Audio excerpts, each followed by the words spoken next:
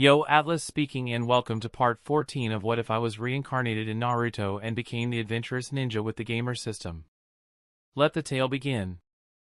Chapter 331, Umbu vs. Root. In the heart of the Root base, the scent of blood filled the air. The aftermath of the attack on Danzo left the base in disarray. The once formidable leader now stood with his right Sharingan arm stolen and a makeshift replacement hastily attached in its place. Danzo, this madness has to end. Your actions have gone too far, Hiruzen stated. His voice carried the weight of his authority and the disappointment he felt. Danzo sneered, his remaining eye blazed with defiance. You are always too soft, Hiruzen. What the village needs is strength, not compassion. The Hokage's chakra spiked in anger when he heard those words. How about now? Do you still think I've gone soft? The Root leader was silent and glanced at his trusted ninjas, who were fighting behind him. Hiruzen's Umbu managed to kill 2 more of my men, but one of the Umbu can no longer battle. Still, the odds of victory are not in my favor. Damn it. If only I had those Sharingan. Shursui Uchiha's eye, his most prized possession being taken, left Danzo with a visible loss in power and presence. However, his resolve remained unbroken as he faced his old rival. If you insist on stopping me, then so be it. Enough, Danzo. It's your actions that have brought us to this point. There will be no more hiding in the shadows, Hiruzen replied sternly. After everything that had happened in the last few days, his resolve also became unwavering. Without speaking another word, Danzo made a seal. The ground rumbled as the massive, elephantine creature with a serpentine trunk and immense tusks began to attack. Roar! Its roar echoed through the underground base, startling many. The Baku's presence was overwhelming, its varied breath drawing in the surroundings with a powerful suction force. The remaining 4 Root ninjas moved into attack in conjunction with Danzo's summon, but Hiruzen's Umbu swiftly intercepted them, engaging in a fierce combat. The Umbu ninjas forced the Root to shift the battle and move it away in order to not let Danzo have any backup. Swords clashed, and jutsu were exchanged in a flurry of motion, creating a chaotic backdrop to the main confrontation between the Hokage of the Hidden Leaf and the leader of the Root. Baku, attack! Danzo commanded. The Baku inhaled deeply, creating a powerful vacuum that pulled debris and all loose objects. Even the Umbu and Root ninjas fighting on the other side were affected by its power and were slowly dragged towards its maw. Enma, transform! Hiruzen ordered. Enma's body elongated and shifted, turning into a massive, adamantine staff that Hiruzen wielded with both hands. With a swift, practiced motion, Hiruzen swung Enma in a wide arc, countering the Baku's suction force with sheer strength.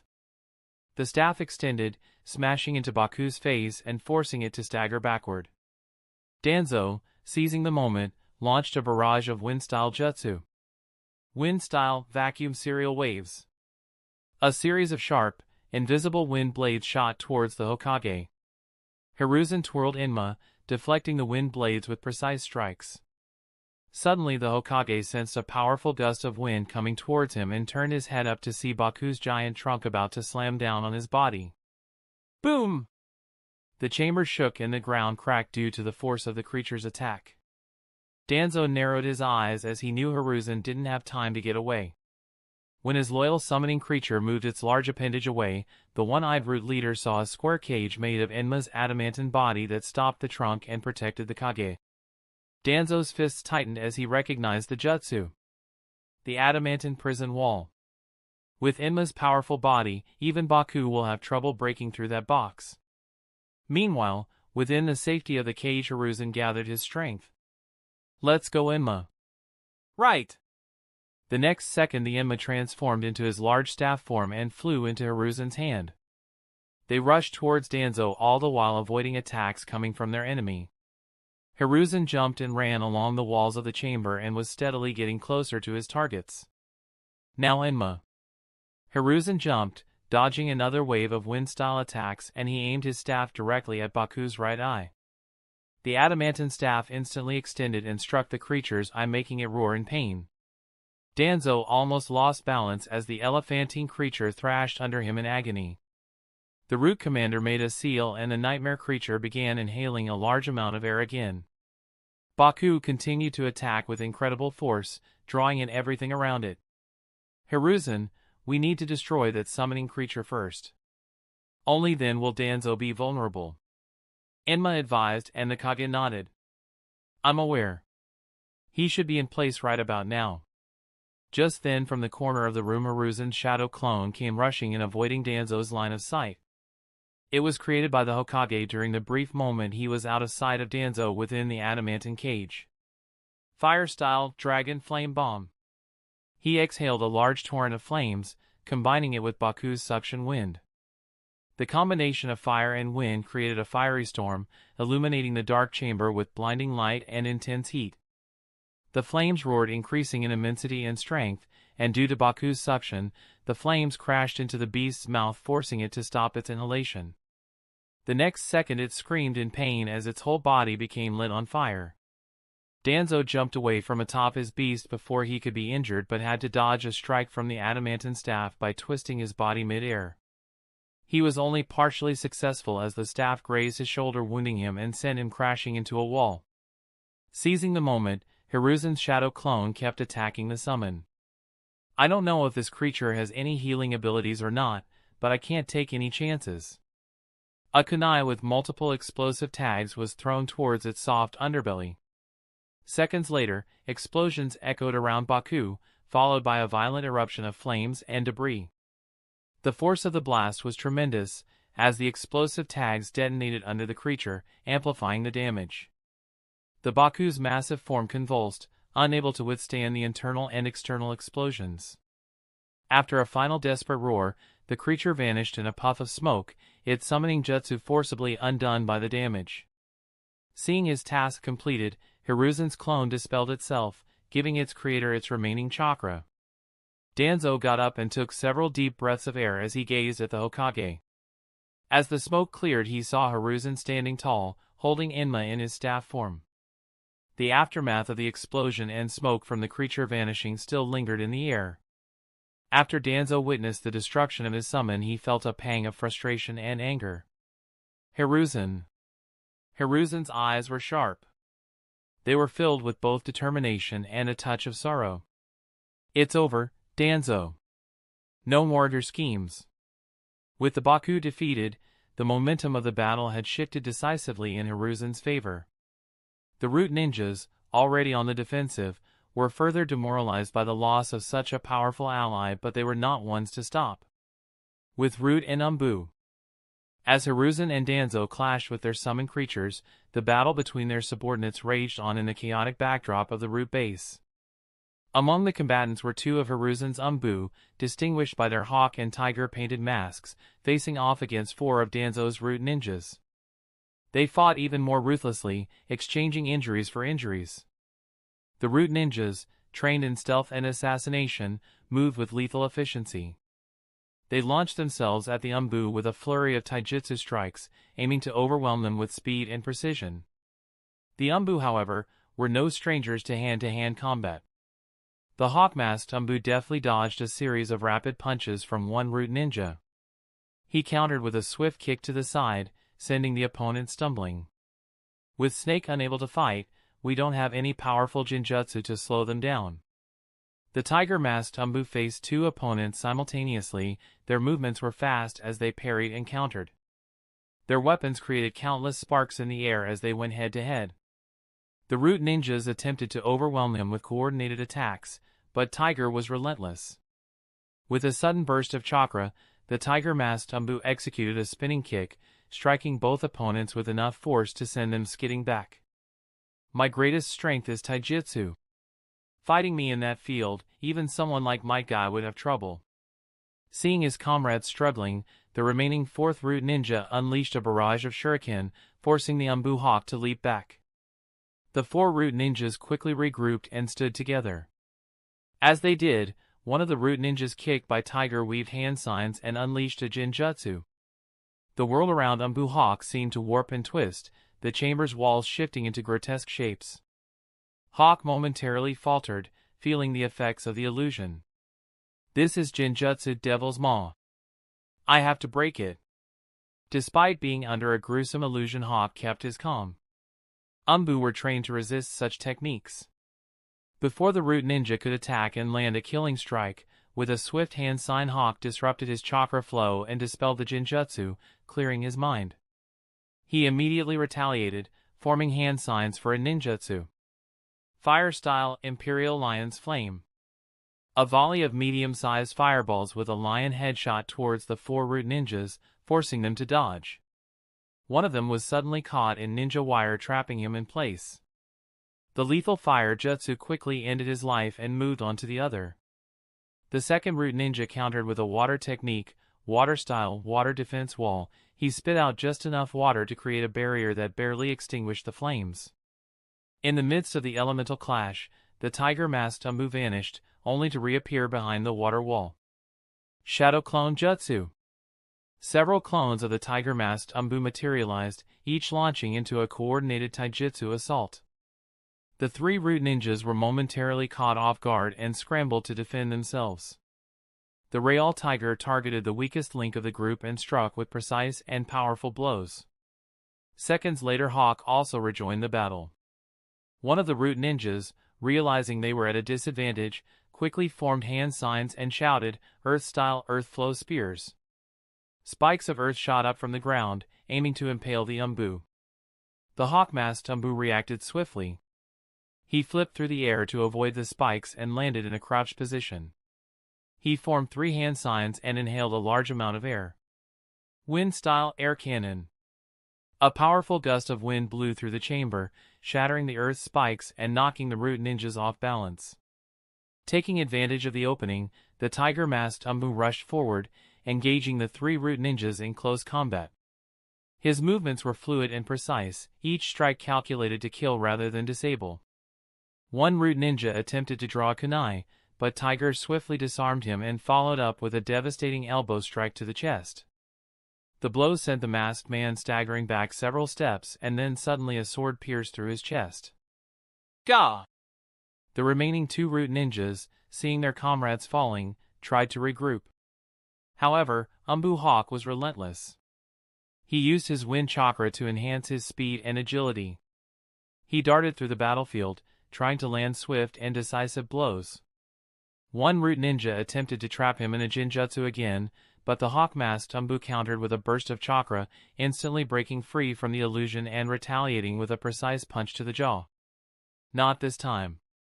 The battle reached its climax as the 2 Umbu cornered the remaining 2 enemies. Breathing heavily, the root ninjas glanced at each other. They realized they were outmatched. The 2 Umbu ninjas stood before them, weapons at the ready, but hesitated to deliver a final blow. Root was also part of the Leaf Village. They wanted to give them a chance to surrender. Stand down, Umbu Hawk commanded, his voice firm but controlled. This battle is over. You know you won't win. For a moment, it seemed as though the root ninjas were contemplating surrender. Their eyes darted between each other, their faces tense and covered in sweat. The air around the 4 ninjas was thick with anticipation. The sounds of battle still resonated in the shattered walls of the root base. Suddenly, one of the root ninja, with a grim determination in his eyes, spoke up. We were trained to fight for the sake of the village, even if it meant our deaths. Lord Danzo is the only one who can save this village. He tightened his grip on his kunai, his resolve unyielding. We won't surrender. The Tiger Umbu looked into the eyes of the roots and internally sighed. They're immensely loyal to Danzo to the point of blind worship. It seems there's no use in talking. Chapter 332, Hiruzen and Danzo, The Last Fight. In an instant, the atmosphere shifted. The root ninjas, despite their injuries, sprang into action with renewed ferocity. They launched themselves at the Umbu, weapons drawn and jutsu at the ready. Even though Hawk was taken aback by their sudden aggression, he reacted swiftly thanks to instincts honed from years of combat. Fire-style Great Fireball Jutsu. One of the root ninjas who was proficient at ninjutsu unleashed a massive fireball, aiming to engulf the Umbu in flames. Hawk countered by weaving hand signs and releasing a powerful gust of wind. Wind style, great breakthrough. The wind blast met the fireball, causing an explosive collision that sent shockwaves through the chamber. Meanwhile, Tiger was already moving. He engaged the other Root Ninja in close-quarters combat, their movements invisible to the ordinary naked eye. The Root Shinobi aimed a series of rapid strikes, but Tiger deflected each blow with perfect precision. He then retaliated with a swift, brutal knee to the gut, followed by a spinning kick that sent the enemy crashing into a wall. Before the Root Ninja could gather his bearings, several kunai riddled his body. He took his last breath and something close to regret flashed in his eyes before they closed forever. The last Root Ninja, undeterred by the chaos, formed hand signs and called out, Earth-style Earth Flow Spears. Once again spikes of earth erupted from the ground, forcing Tiger to dodge and weave through the deadly terrain. Hawk saw the earth spikes coming and leaped into the air, barely avoiding them. The two landed and Hawk's eyes flashed with anger. He quickly formed hand signs for another jutsu. Water-style Water Dragon Bullet. He spit out a large amount of water and a massive water dragon was created. It surged forward and crashed through the earth's spikes and barreled towards the Root Ninja. The watery beast roared as it almost collided with the enemy. Earth-style Defense Dome Jutsu. The Root Ninja quickly gathered his chakra and created a powerful wall that protected him from the raging water dragon. Hawk focused his ninjutsu and had the water dragon crash into the earth wall several times until it finally broke. But just before he could deal the final blow, Hawk fell forward with ragged breath. It looks like I'm at the end of my ropes. With those words he closed his eyes and fell unconscious. Tiger knelt and placed a hand on his body. He examined his friend's vials and after a few seconds let out a breath of relief. It's chakra exhaustion. Not surprising. He's been using several high-intensity jutsus since the battle started. Rest easy.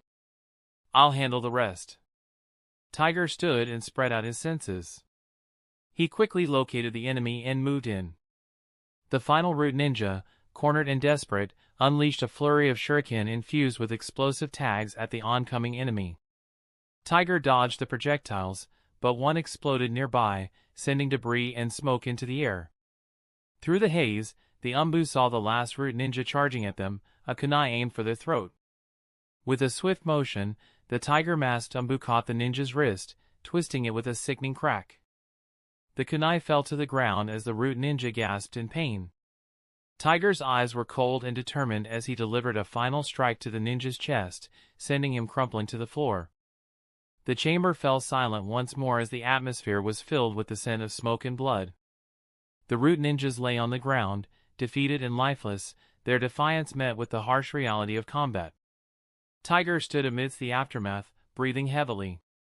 His mask concealed his expressions, but his posture revealed the weight of what had transpired. Lone looked all around him. He understood why the Hokage took action and knew Danzo needed to be stopped. But he was not happy. The Root Ninjas were part of the village and he had hoped to avoid further bloodshed, but the loyalty and determination of Danzo's followers had left them with no choice. The battle was over, but Tiger knew the consequences of this conflict would resonate far beyond the walls of the Root base. He turned his head and glanced in Lord Hokage's direction.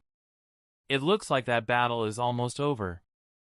Hiruzen versus Danzo, few minutes ago. Amid the chaos, Hiruzen closed the distance between himself and Danzo. As the two veteran shinobi clashed, Danzo spoke. Hiruzen. Whether you win or I do, this will be the last battle between us. So you better not hold back. Hiruzen scoffed as he dodged a slash. I never had any intentions of restraining myself from the start of this fight. I'll show the courtesy of fighting you with all my strength. After all, it's the least I could do. For an old friend. Adamantine staff met two kunai enhanced with strong wind chakra nature. The two elders exchanged blows with lethal precision while dodging strikes that would have killed them. Their skills were a testament to their decades of experience as a shinobi. Hiruzen's staff, Enma, transformed into its adamantine form and swung with deadly force. Danzo countered with swift, fast strikes, parrying the blows to bleed off the opposing force even as blood continued to drip from his shoulder wound. Earth-style Earth Dragon Bullet. Hiruzen summoned a dragon-shaped torrent of earth, which surged towards Danzo with destructive force. Danzo, undeterred, performed a single seal. Wind-style Vacuum Bullets.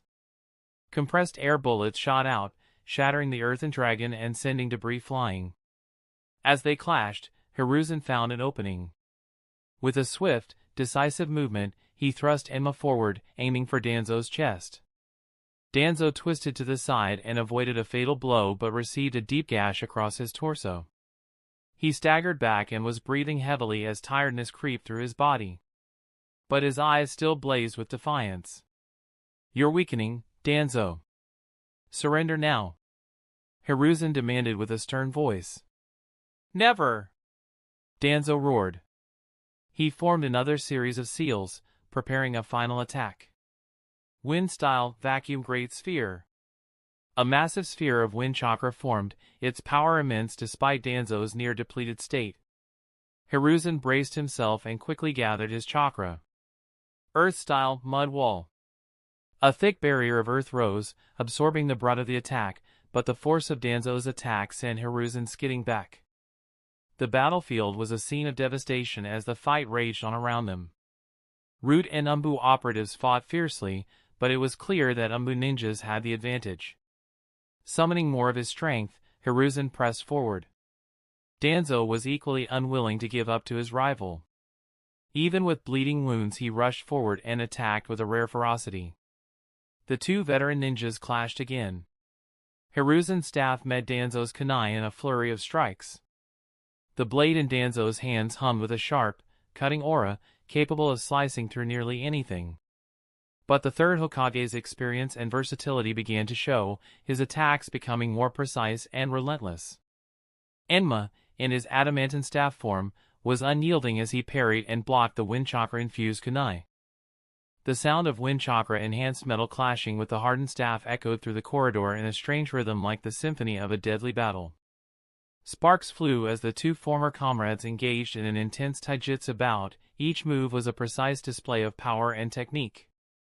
To think he could still fight like this. It's no wonder he thought he could challenge my position.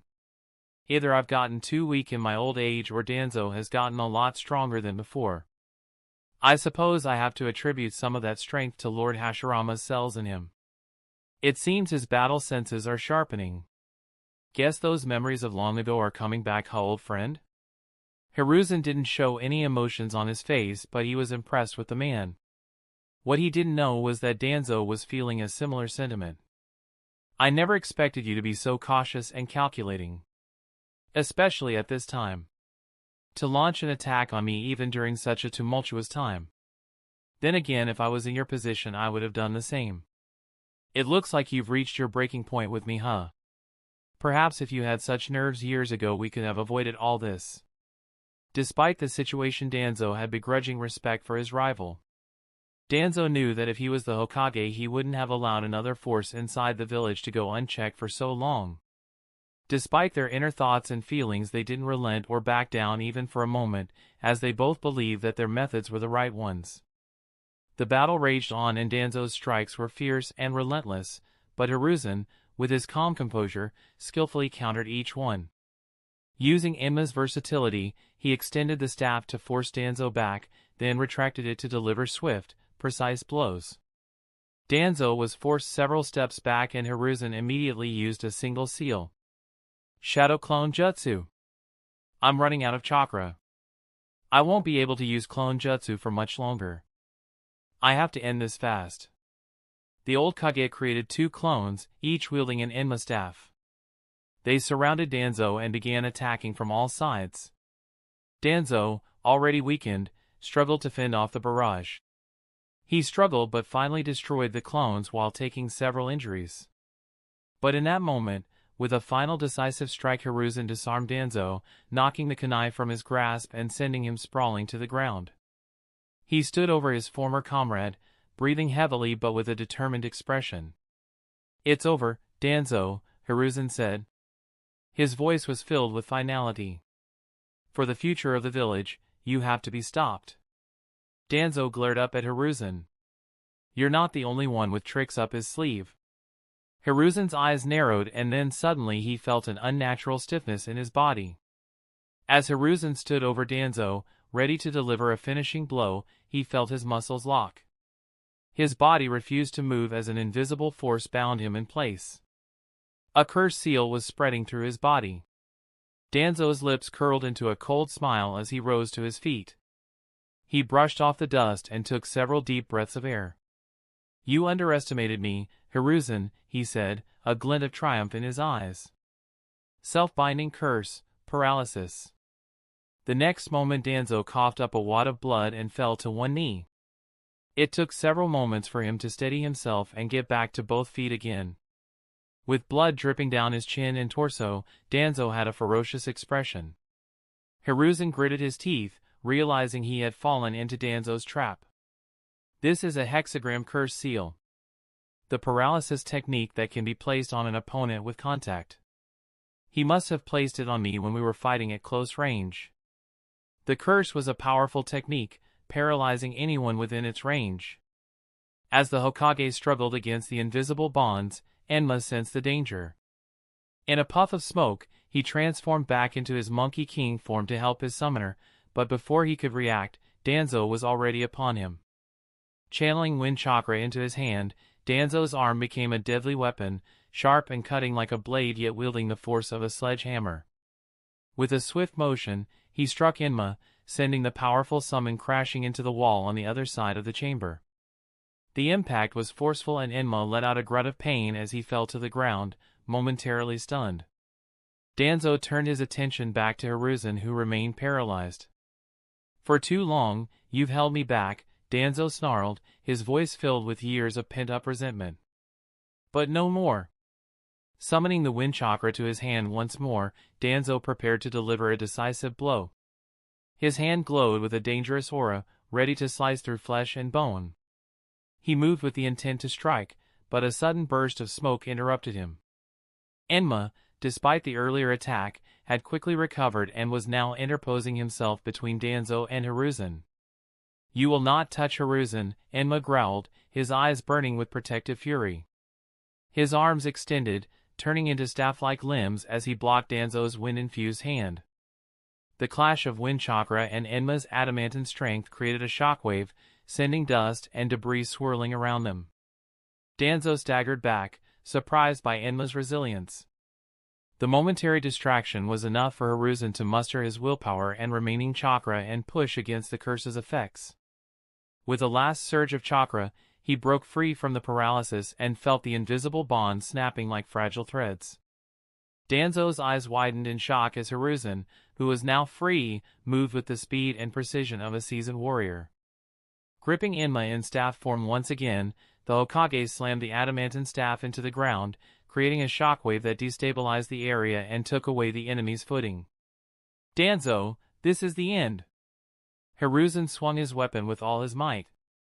The staff extended, catching Danzo off guard, and it landed a solid blow to his midsection. The old root leader was sent flying, crashing into the far wall with a thunderous impact. The room fell silent for a moment, the echoes of the battle slowly fading. The Hokage stood tall, breathing heavily but his eyes fixed on the fallen Danzo. The root leader lay crumpled against the wall and struggled to move. His breath ragged and his vision went blank for a second. Breathing heavily, Danzo struggled to rise as he glared at Hiruzen with a mix of hatred and respect. You always were stronger, Hiruzen, he muttered, coughing up blood. The Hokage looked down at his old comrade with slight pity in his eyes. He doesn't have much chakra left. But then again neither do I. What will you do now, Danzo? Will you surrender or will you fight to the bitter end? I'll let you end this on your own terms. The Hokage waited for Danzo to make his choice. Chapter 333, Opposing Philosophies.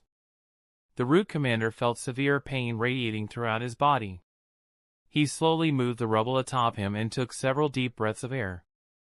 At that moment he noticed the last remaining root ninja being killed by Hiruzen's umbu from the corner of his eyes. To think I would be reduced to such a state within the span of an hour. It was much more than an hour. Hiruzen replied as he recalled the day he assigned his agents with the task to infiltrate Root. Danzo's jaws clenched as he looked up at his rival. Yes. You've been studying me for some time now, haven't you? Hiruzen nodded. It took years, but I've compiled a detailed list of your men, your assets inside and outside the village, your contacts in the capital, and the structure of your route. The more I learned, the more I knew you would become a problem one day. But I couldn't act rashly. That's why you've waited until now.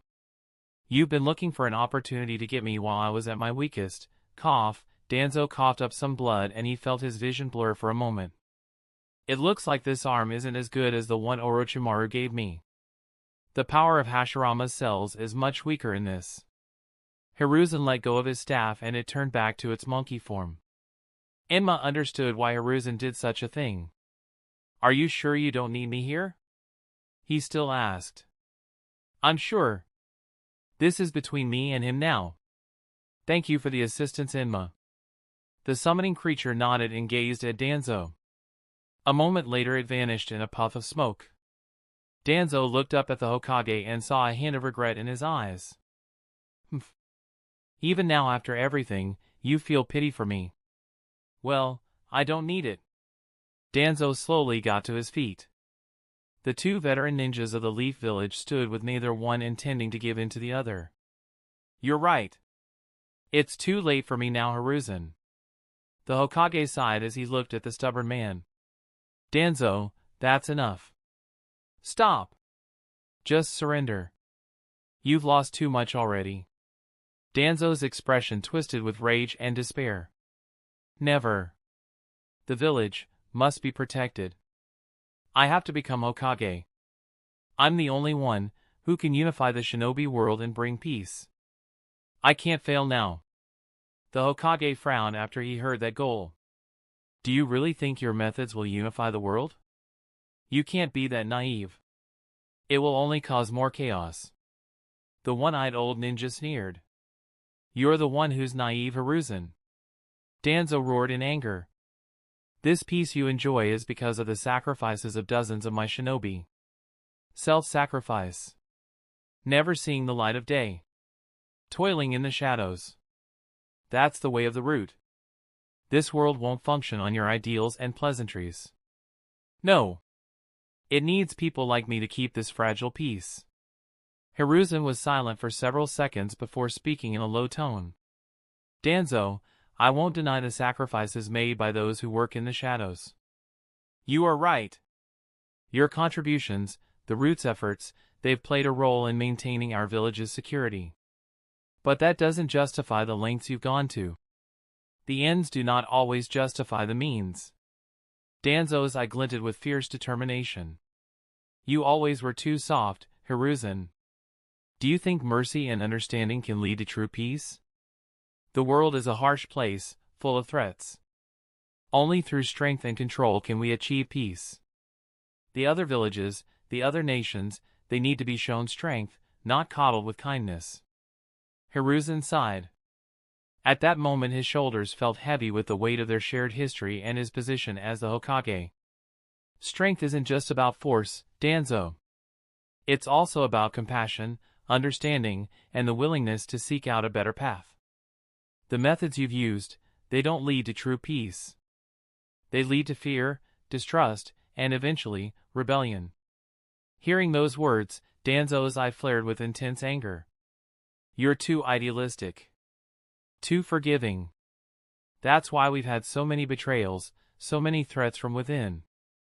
The shinobi world is brutal, and only through absolute control can we hope to survive. And that's where you're wrong, Hiruzen countered, his voice firm. True peace comes from understanding, from cooperation. I know it's hard, it takes time, and yes, it requires sacrifice. But not the kind of sacrifice you envision. Not one that turns people into mere shadows of themselves. Danzo took a shaky step forward, but his resolve began to flicker. You don't know what it's like, Hiruzen. To make the hard choices, to bear the hatred of others so that they can live in peace. I acknowledge the sacrifices you've made in the past. Hiruzen said softly. The pain of their shared past was evident in his eyes. But you're not that person anymore, Danzo. Over the years your goals have become distorted. You've lost yourself in the pursuit of your twisted vision. Danzo clenched his fist, frustration evident in his expression. You still don't understand, do you? The shinobi world is built on blood and sacrifice. It's a cycle of hatred and conflict. It's not getting better, it's getting worse with each year. It won't be long before the start of the next great war. I wanted to break that cycle by any means necessary, even if it meant dirtying my hands. I was willing to be the villain if it meant creating a better world. Hiruzen met Danzo's gaze with a mixture of sadness and resolve in his eyes. I understand your intentions, Danzo. I do. But there's a difference between protecting the village and ruling it with fear. The village needs leaders who can inspire hope, not just obedience. The Root Commander shook his head when he heard those words. Hope won't protect the village from its enemies. Hope won't prevent wars. Only absolute control can do that. Danzo's voice trembled with anger and desperation. Perhaps, Hiruzen replied softly. But control gained through fear is brittle. It breaks easily and leaves nothing behind but ruins. True strength lies in the bonds between people, in their willingness to work together for a better future. Even if they have different philosophies, even if they have different opinions on something, they'd be willing to work together for a common goal. Like we used to long ago. That's something you've lost sight of, Danzo. The old Root Commander's face contorted in a mixture of pain and realization. He knew Hiruzen's words held some truth, but his pride and belief in his own methods were too deeply ingrained. Everything I did it for dash. Don't! Before Danzo could finish that sentence, Hiruzen cut him off. His voice took a much harsher tone. Don't you dare say it. A decade ago I would have believed it. But since then, you tried to have me assassinated, you tried to kill a loyal ninja of this village and tried to steal his Sharingan, and years later you succeeded in that with Shui. You experimented with Lord First's blood when I strictly forbade it. You collaborated with a known criminal, sent your men to attack Tsunade and abduct Daichi. Because of your paranoia and unsanctioned actions, someone who could have been an excellent medic ninja of this village is now working for that traitor Orochimaru. And finally, in your greed to become Hokage, you had your men infiltrate my ranks, and here you are planning a coup. Hiruzen was breathing hard and shaking with anger as he listed Danzo's crimes. The one-eyed man merely closed his eye and held his head down as Hiruzen listed his faults. The Hokage took a deep breath and controlled himself. You didn't do any of that for the village. You did it for yourself. You did it for yourself. Somewhere along the way, you put yourself above the village. It's time to stop. Both of them became silent as the words of the Hokage rang in their ears. Several seconds later, Hiruzen saw Danzo clenching his fists and tensing up. The Hokage immediately gathered his last remaining chakra. He was ready to unleash a jutsu in case he faced an attack, but contrary to what he expected, Danzo didn't fight him. What's the point of asking me to surrender now? It won't make any difference. We've gone well past the point of return. Danzo asked his former friend with a strange tone. It makes all the difference. What you decide now will define your legacy. And it will change how I feel about you. Danzo has been Hiruzen's childhood friend and one of the few people remaining from his generation. He was hoping his friend wouldn't force him to make a regretful choice. Danzo was silent as he looked into Hiruzen's eyes. I'll never become Hokage, will I? The old root leader spoke in a small soft tone. No. Hearing that single word from Hiruzen, Danzo finally let go of his resistance. His fingers loosened and his shoulders slumped. It was as if a great burden had been lifted off his shoulders, and for the first time in a long time, Danzo felt free. He sensed minute tremors inside his building at the beginning, but now it was all quiet. It seems this war between us is coming to an end. I won't resist anymore, Hiruzen. Danzo spoke as he knew the advantage laid with the man standing in front of him. You win. Hiruzen let go of a breath he didn't know he held. He knew from Danzo's face that this was no trick. His friend has given up. Danzo took several deep breaths of air to compose himself. You defeated me. I want to know. How did you do it so easily? He asked calmly. Hiruzen was silent for a few moments before he sighed and gave the answer. Like I said before, I have a detailed analysis of your agents and their strengths. Information is the critical key to victory after all. I'm curious.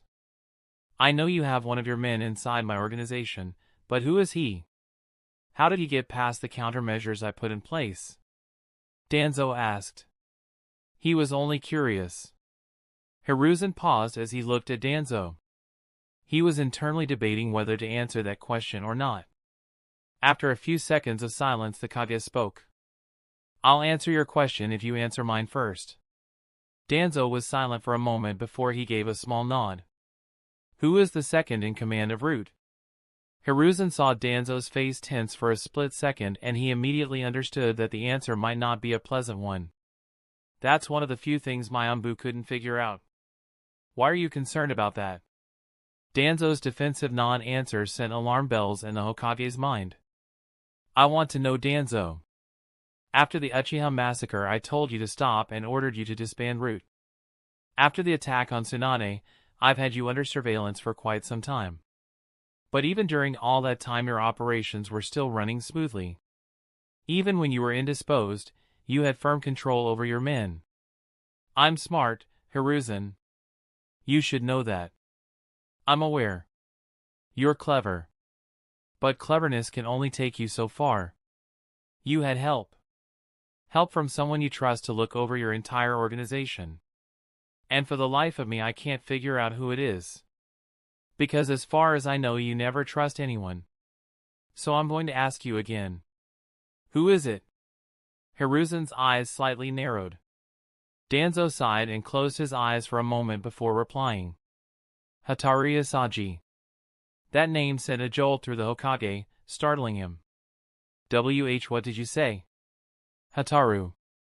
He was my second in command. Confusion flashed through the third Hokage. But he's dead. He was. Hiruzen immediately understood the implications of that short reply. You used the reanimation jutsu to bring him back to life, didn't you? Yes. Anger was bubbling beneath the Kage's skin. Do you have any idea what Kinsei will do if he finds out you used his dead son as a puppet? It's exactly why his existence was a secret only I knew until today. That's why you also have to keep it from Kinsei. Hiruzen controlled his rage and asked. Why Hataru? His information-gathering skills, his infiltration and espionage techniques, they were all a valuable asset. It was through him that I created several sleeper agents. He was also the only one the reanimation jutsu worked on, and since I could control him and know what he was doing at all times, he became the perfect tool. You were right about me. If it was anyone else I wouldn't have trusted them with such control over the Foundation. You're going to undo that jutsu. Where is he? Hiruzen asked with a bit of urgency. Danzo shook his head. He's already gone. The jutsu was undone before our battle began. The Kage crossed his arms and looked at the defeated man. First Kabuto and now this. This will become another headache you've created for me. I've answered your question. Now answer mine. Who has such counter-surveillance skills in the village that they can penetrate my organization and stay hidden for years? Hiruzen decided to indulge the man for old time's sake. Before he became Anbu directly under me, he was part of Kinsei's squad. He trained the boy and taught him everything he knew. A chameleon who can blend in anywhere. During Kinsei's time? Must have been someone who joined Anbu during the last war. Danzo thought of several faces and a few appeared at the forefront of his mind. He must have killed my men in secret and taken their identities to stay ahead. So that's how he was able to avoid detection. Just then Danzo recalled the name Hiruzen spoke a few moments ago. You said first Kabuto. What do you mean by that? Chapter 334, Hiruzen, Danzo and Tobarama. Hearing Danzo's question, Hiruzen recalled the reports his agent had given him about the incident. Kabuto Yakushi. Adopted son of Nono Yakushi. Remember her? Danzo's attention sharpened after hearing her name. What do they have to do with this? You sent them to kill each other after they became a liability to you, and you had Orochimaru waiting to clean up the survivor. Except all you did was force Kabuto to kill his mother and make him turn against the village. He's now working for Orochimaru. He's still alive. Danzo's fist clenched in anger. My mistake was trusting that snake. I should have sent someone else to finish the job. You shouldn't have forced them to kill each other to begin with. Hiruzen was angered that Danzo learned the wrong lesson from his mistake. You still don't understand. You don't value the lives of the people who serve this village. Your paranoia got the better of you, and now we have a powerful enemy because of that. This is exactly why I can't let you become Hokage. You'll only create more enemies than allies. Danzo was silent for a while as his mind recalled all the things he had done as the leader of the root forces. He looked at his rival and a small smile grew on his face, which took the Hokage by surprise. It wasn't easy, you know. Being number 2. Danzo's words felt heavy to the old Kage. You are the leaf glowing in the light, while I was the foundation hidden in darkness. I had to go far to protect this village. And that meant plunging my hands into the filth to do what needed to be done. Hiruzen's eyes slightly softened. I'm sorry I couldn't share your burdens. I regret so many things. But I can't let you continue with your work. Danzo looked at his old rival and gave a small nod. Let me end it on my terms. Will you give me that, Hiruzen? The Hokage was relieved and saddened as he heard those words. Yes. But before that there are a few things I need to know. And there is someone you need to meet. He insisted. Who? Danzo was sure that whoever it was wouldn't be anyone ordinary. It's a bit of a complicated answer. He'll be joining us soon. Humph. Danzo lightly snorted. Danzo's face remained impassive, but a flicker of curiosity crossed his eyes. At that moment 3 Umbu appeared near them. The 3 masked ninjas were weary, but seeing as the fight between the Hokage and the root leader ended, they internally breathed a sigh of relief. Go inform the others that the battle has ended. The root ninjas that surrender, take them into custody. And make sure we're not interrupted. Hiruzen ordered, looking at his old rival. Yes, sir. The 3 loyal followers of Hiruzen took another glance at Danzo and vanished with the body flicker jutsu. They respectfully left the room, giving space to their Hokage and his old friend turned foe. Danzo sighed as he knew his end had come. I have to give you credit. You had your men infiltrate my organization, you studied me, identified my strengths and weaknesses, and you waited patiently to exploit it. At the last moment, just when I thought I had the upper hand, you redirected my forces away from the village and launched your attack. Tobirama-sensei would certainly approve. Danzo spoke with a soft sigh. I do. The suddenly familiar voice that came from the shadows startled Danzo. It can't be. He swiftly turned around and saw a man dressed in black Umbu gear with no identifiable marks. He was wearing a dull gray-colored mask and had a black hood covering his head. Danzo quietly watched with wide eye as the man walked closer to them. Once he was near, he slowly took off the hood covering his hair and the mask obstructing his face. The air grew heavy as the tall man with a commanding presence, white hair and red markings on his face made himself known. Danzo's eyes widened in shock and disbelief. Tobirama-sensei. The second Hokage, Tobirama Senju, looked at Danzo with sternness and disappointment. His voice, even after death, carried the authority of a leader and the weight of a teacher addressing a wayward student. Hiruzen stood silent, but his eyes were tinged with the burden of what was to come. Danzo, Tobirama began, his tone severe, it has been a long time. And it seems much has transpired since I last saw you. Danzo struggled to find his voice. Tobirama-sensei. How is this possible? I was brought back by the reanimation jutsu, Tobirama explained. A jutsu I created for battle, now used on myself for purposes beyond my original intent. But who? Danzo suddenly turned his attention to the Hokage standing behind him. You. He almost whispered in disbelief. Yes. Orochimaru has been dabbling in forbidden reanimation jutsu. And with you making whatever sort of deal with him, I needed an ace up my sleeve. Hiruzen nodded and answered the unasked question. Danzo turned his attention back to the former Hokage. Sensei. Why did you want to see me? Tobirama looked at the man and crossed his arms. After everything that's transpired, I needed to speak with you one last time. Danzo clenched his fists. Speak with me? About what? About your actions, Tobirama replied sharply. The Nine Tails attack, the Uchiha massacre, and your attack on Tsunade. All of it. You have perverted the ideals I instilled in you, using them as justification for your deeds. Danzo's face contorted with a mixture of regret and defiance. My actions towards Tsunade could be considered treasonous, but regarding what happened with the Uchiha clan, it was necessary. I did that for the village. To protect it and ensure its survival. Is that really what you believe? Tobirama asked, his gaze piercing. Have you truly convinced yourself of this lie just so you could justify your actions? Danzo's expression hardened. The Uchiha were a threat.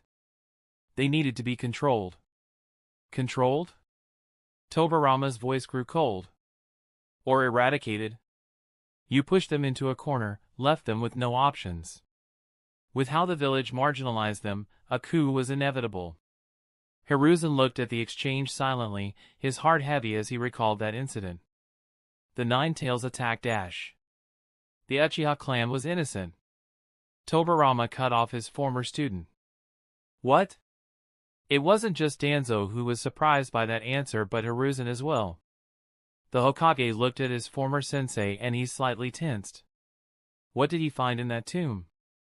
The weight of Tobirama's words hung in the air, and for a moment, Danzo could only stare. Tobirama continued, his tone clipped and laced with disappointment. The Nine Tails attack. It was an event that should never have happened, and yet it did. And in its aftermath, you both allowed the village to spiral into suspicion and mistrust. The blame fell on the Uchiha clan, but now I have reason to believe you were wrong. But the Nine Tails. It was under the influence of the Sharingan. There are several witnesses. Danzo spoke as he looked at his teacher, but Hiruzen was silent. Tobirama sighed and looked at the two.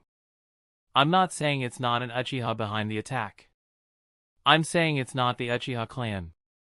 Danzo's eyes widened while Hiruzen stood still, shocked as he understood what those words truly meant. He began to slowly piece together the truth about that night. Tobirama, seeing the silence of the two, continued. The Nine Tails attack was orchestrated by an external force, but your paranoia led to the marginalization of the Uchiha clan. Your fear sowed the seeds of distrust and discord. Danzo's eye narrowed, confusion evident on his face. And Uchiha was responsible but not the clan? What do you mean, sensei? Tobirama sighed and replied. Madara Uchiha. I paid a visit to his tomb. We all assumed he perished at the Valley of the End, but recent findings suggest he might not have died there. His survival changes everything. The Nine Tails attack might have been orchestrated by him, not the Uchiha clan we had under suspicion. Hiruzen's face tightened with realization. We wrongly blamed them, and that blame led to the seeds of their rebellion. Danzo, despite his injuries and the situation, scoffed. Even if Madara lived, the Uchiha were always plotting. They were planning a coup. Tobirama's eyes locked onto Danzo's. And how did you handle it? Through secrecy, through violence? You pushed them further into the shadows, isolated them, until their rebellion became inevitable. Hiruzen spoke, his voice heavy. We mishandled it. I see that now. But what could we have done differently, Tobirama-sensei? The massacre was the only solution left. Danzo said, not believing his course of action to be wrong. Tobirama nodded slowly. I cannot say if there was a better path, Hiruzen, Danzo. Not at the end. The Uchiha had already decided on their course of action. However, your mistakes pushed them to that brink. Your failure to properly integrate them, to trust them, led to this tragedy. Perhaps it was inevitable, but such a drastic action should have been your last resort, not your first. The three fell silent for several moments before the second Hokage spoke again. I'm still not sure how Madara came back to life. I'm certain it's a forbidden jutsu, but I'm not sure what. Izanagi. Danzo spoke in a soft tone, and he had the attention of both Kages. Hiruzen frowned, unfamiliar with the term. Izanagi? Danzo looked between the two Hokage, a bitter smile forming on his lips. It's an Uchiha technique. A forbidden one. It allows the user to rewrite reality at the cost of losing their Sharingan. A way to cheat death, to turn a fatal wound into an illusion. Tobirama's eyes narrowed. I see. That explains a lot. Madara must have known I wouldn't destroy his body. He was counting on me storing away his remains. It must have been a delayed jutsu he implanted into one of his eyes, with the trigger to activate a short time after his death. How do you know about this jutsu, Danzo? Hiruzen asked him. Danzo was silent for a few moments. Because I've used it. On more than one occasion. Hiruzen's eyes widened in shock. That means he's had multiple Sharingan. Tobirama sighed. He looked at the one-eyed man with disappointment. That technique is another symbol of what's wrong with your methods, Danzo. Instead of facing the consequences of your actions, you found a way to escape them. Danzo's fists clenched. I did what I had to. I sacrificed everything for the village. And in doing so, you lost sight of what truly mattered, Tobirama replied, his tone softening slightly. The village isn't just a place or an idea, it's the people. Their trust, their willingness to work together despite their differences. You've eroded that trust, Danzo. And look where it has brought you.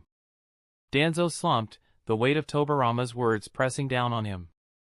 Hiruzen watched with sadness in his heart as he saw his old comrade finally began to realize the full extent of his actions. There's more, Tobirama continued, his voice now a mix of sorrow and anger. Orochimaru's betrayal. Hatake Tsukumo's death. These were not isolated incidents. They were symptoms of a deeper problem, one that festered under your noses. Hiruzen looked down, guilt evident in his eyes. I failed them both. Orochimaru was my mistake and I could not stop him. And Tsukumo, he was driven to his death by the very village he gave everything to protect. Tobirama nodded grimly. Orochimaru was always ambitious, your failure was not in guiding him, or to keep him close. You failed in stopping him and that allowed his ambitions to grow stronger and to turn into something monstrous. As for Tsukumo, the village turned its back on him because we valued success over the lives of our comrades. That is a failure we must own, Hiruzen. Danzo remained silent, the full weight of his actions now crushing him. He had believed himself to be the village's protector, but in his zeal, he had become something else, something that had contributed to the very problems he sought to prevent. The three were silent before Danzo looked at his teacher. So what now? Danzo, actions have consequences. More than anyone, you should understand what that means, right? Tobirama looked at his student with a knowing gaze. I understand, sensei. Danzo replied with a steel gaze. The second Hokage turned to look at the other. As for you, Hiruzen, after we rescue Tsunade and ensure her safety, you're going to step down from your position. The next Chunin exams will be held here, right? You will officially step down and appoint your successor at that time. That news was shocking to Danzo, but Hiruzen looked calm. The old Hokage had anticipated such an action. Tobirama continued. The village needs fresh blood and I've decided. Tsunade or Jiraiya. One of them will make a suitable fifth Hokage. Lord Third looked at his reanimated teacher and nodded. Danzo couldn't believe that Hiruzen wouldn't be Hokage for much longer. Hiruzen glanced at his old rival and a small sad smile formed. For some reason the weight on his chest lightened as he thought about handing over the burden of the village to someone else, but at the same time it grew at the thought of Tsunade in danger from Orochimaru. I'll do everything I can to rescue her quickly, sensei. Hiruzen spoke and the other Kage nodded. Tobirama then turned to Danzo. Before I leave, I have a few more questions for you, Danzo. The route commander was silent as he waited. Where is Shisui Uchiha's eye? What business did you conduct with Orochimaru when you went to visit him outside the village, and finally, who was here before us? Who did you fight? Chapter 335, Danzo's Mistakes. From the moment he saw Danzo, Tobirama's keen eyes, ever vigilant, noticed something off about the man's appearance. His gaze narrowed, focusing on the empty socket where he knew Shisui Uchiha's Sharingan was supposed to be. Danzo, Tobirama's voice cut through the silence. He asked with a sharp and demanding tone. Where is Shisui Uchiha's eye? He asked again. Did you give it to one of your root ninjas to safeguard it, or did something else happen? Danzo stiffened, his expression darkening as he was forced to recount the events that had transpired just before Hiruzen's arrival. It was taken, by a man who called himself Dragon. Hiruzen's eyes widened slightly. Dragon? Who is he? What happened, Danzo? The one-eyed ninja sighed, his defeat was evident in his voice as he recounted the attack. He appeared out of nowhere and came straight for Shisui's eye. The Hokage's eyes widened. Wait! Then does he know about Dash? Danzo nodded. He knows about Shisui's Mangekyo powers. He said he had plans with the Koto Amatsukami. At that moment Hiruzen recalled the dead bodies he and his men discovered. When I entered the building I came across several dead root ninjas. I'm assuming that's his work. The former root commander nodded. He infiltrated this base with such precision and power that even my most skilled men couldn't stop him. He cut through them like they were nothing. He moved as if he had knowledge of our operations. Like he knew exactly where to strike. Tobirama's face remained impassive, though a spark of interest lit in his eyes. Describe him. Danzo clenched his fists, recalling the encounter. He wore a dark green cloak, and a mask in the design of a dragon. His face, chakra signature, and scent were hidden, and he wasn't ordinary. His strength, it felt like something I haven't encountered before. He could use multiple chakra natures, and he moved with the fluidity of a seasoned frontline warrior and yet had the precision of an assassin. His techniques were flawless, and his objective was clear. He was after Shisui's Sharingan and something more. What else did he take? Hiruzen asked, his voice edged with concern. Danzo's jaw tightened as he continued. He didn't stop at Shisui's eye. He took my right arm. It was embedded with Sharingan. During my fight with him, I had already used 3 of them for Izanagi. 7 were left, but now they're gone. Sharingan arm? What are you talking about? Hiruzen questioned while the second Hokage merely stayed silent. Danzo closed his eyes and sighed. He felt regret at the thought of someone else benefiting at the cost of his hard work, and even more at the fact that it could be used against the Leaf Village. Instead of trying to escape, I should have fought him and used the reverse force seal and killed him with me. At least then I could have died with some dignity. Danzo. Tobirama called his name and it woke the root leader from his trance. That right arm, it was no ordinary limb, was it? What exactly had you done to it? Hiruzen's attention was immediately drawn to the question, his own curiosity piqued. Though he had always known Danzo to be secretive, the extent of what he had hidden had not been fully revealed until now. He then remembered what his spy had said about Danzo's secret meeting with Orochimaru. Danzo sighed, knowing there was no point in hiding the truth any longer. He looked between the 2 Hokage with the expression of resignation. The arm, it wasn't just a prosthetic. It was a tool, a weapon I had created with the help of Orochimaru's research and the DNA of the first Hokage. Tobirama's eyes narrowed dangerously, his tone immediately harsh. You tampered with my brother's DNA? After all the warnings and precautions we put in place? Danzo didn't flinch under Tobirama's intense gaze and continued. Yes. I knew the potential risks, but I believed the power it could grant was worth it. I had the arm implanted with cells from the first Hokage, which allowed me to wield the wood release, though not to the same extent as Lord Hashirama himself. Hiruzen looked deeply troubled, his brow furrowed in concern. Danzo, you were playing with forces you didn't fully understand. Lord First cells, they're too dangerous to be used lightly. He recalled the reports of his spy. So that was what you did with Orochimaru that day? Yes. Danzo nodded, acknowledging the truth in Hiruzen's words. I was aware of the risks. But that's not all. The arm wasn't just infused with Hashirama's cells. I also embedded it with multiple Sharingan. Tobirama's expression shifted from anger to a mix of shock and disbelief. Sharingan? You implanted Uchiha eyes into your arm? To use as an Aji? Danzo's voice was steady as he gave his explanation. The Yin chakra of the Sharingan helped me control the Yang chakra of those powerful cells, and their chakra in turn helped me use as an Aji for longer periods. The Sharingan in the arm allowed me to cast the forbidden technique multiple times, effectively rewriting reality to escape death or alter the outcome of a battle. I believed it was a necessary measure to protect the village from threats it wasn't prepared to face. Hiruzen's eyes widened with shock. Izanagi. You were using it as a tool, at the cost of the Sharingan itself? Danzo nodded, a bitter expression crossing his face. Each use of Izanagi would cause the Sharingan to go blind and become useless, but the arm was equipped with 10 eyes, allowing for multiple uses. It was a failsafe, a last resort. Tobirama's tone was harsh and laced with disapproval. You've taken forbidden techniques, combined them with dangerous experiments, and turned your body into a weapon. You've crossed lines that should never have been crossed, Danzo. The old man didn't argue. He knew there was no defense for what he had done.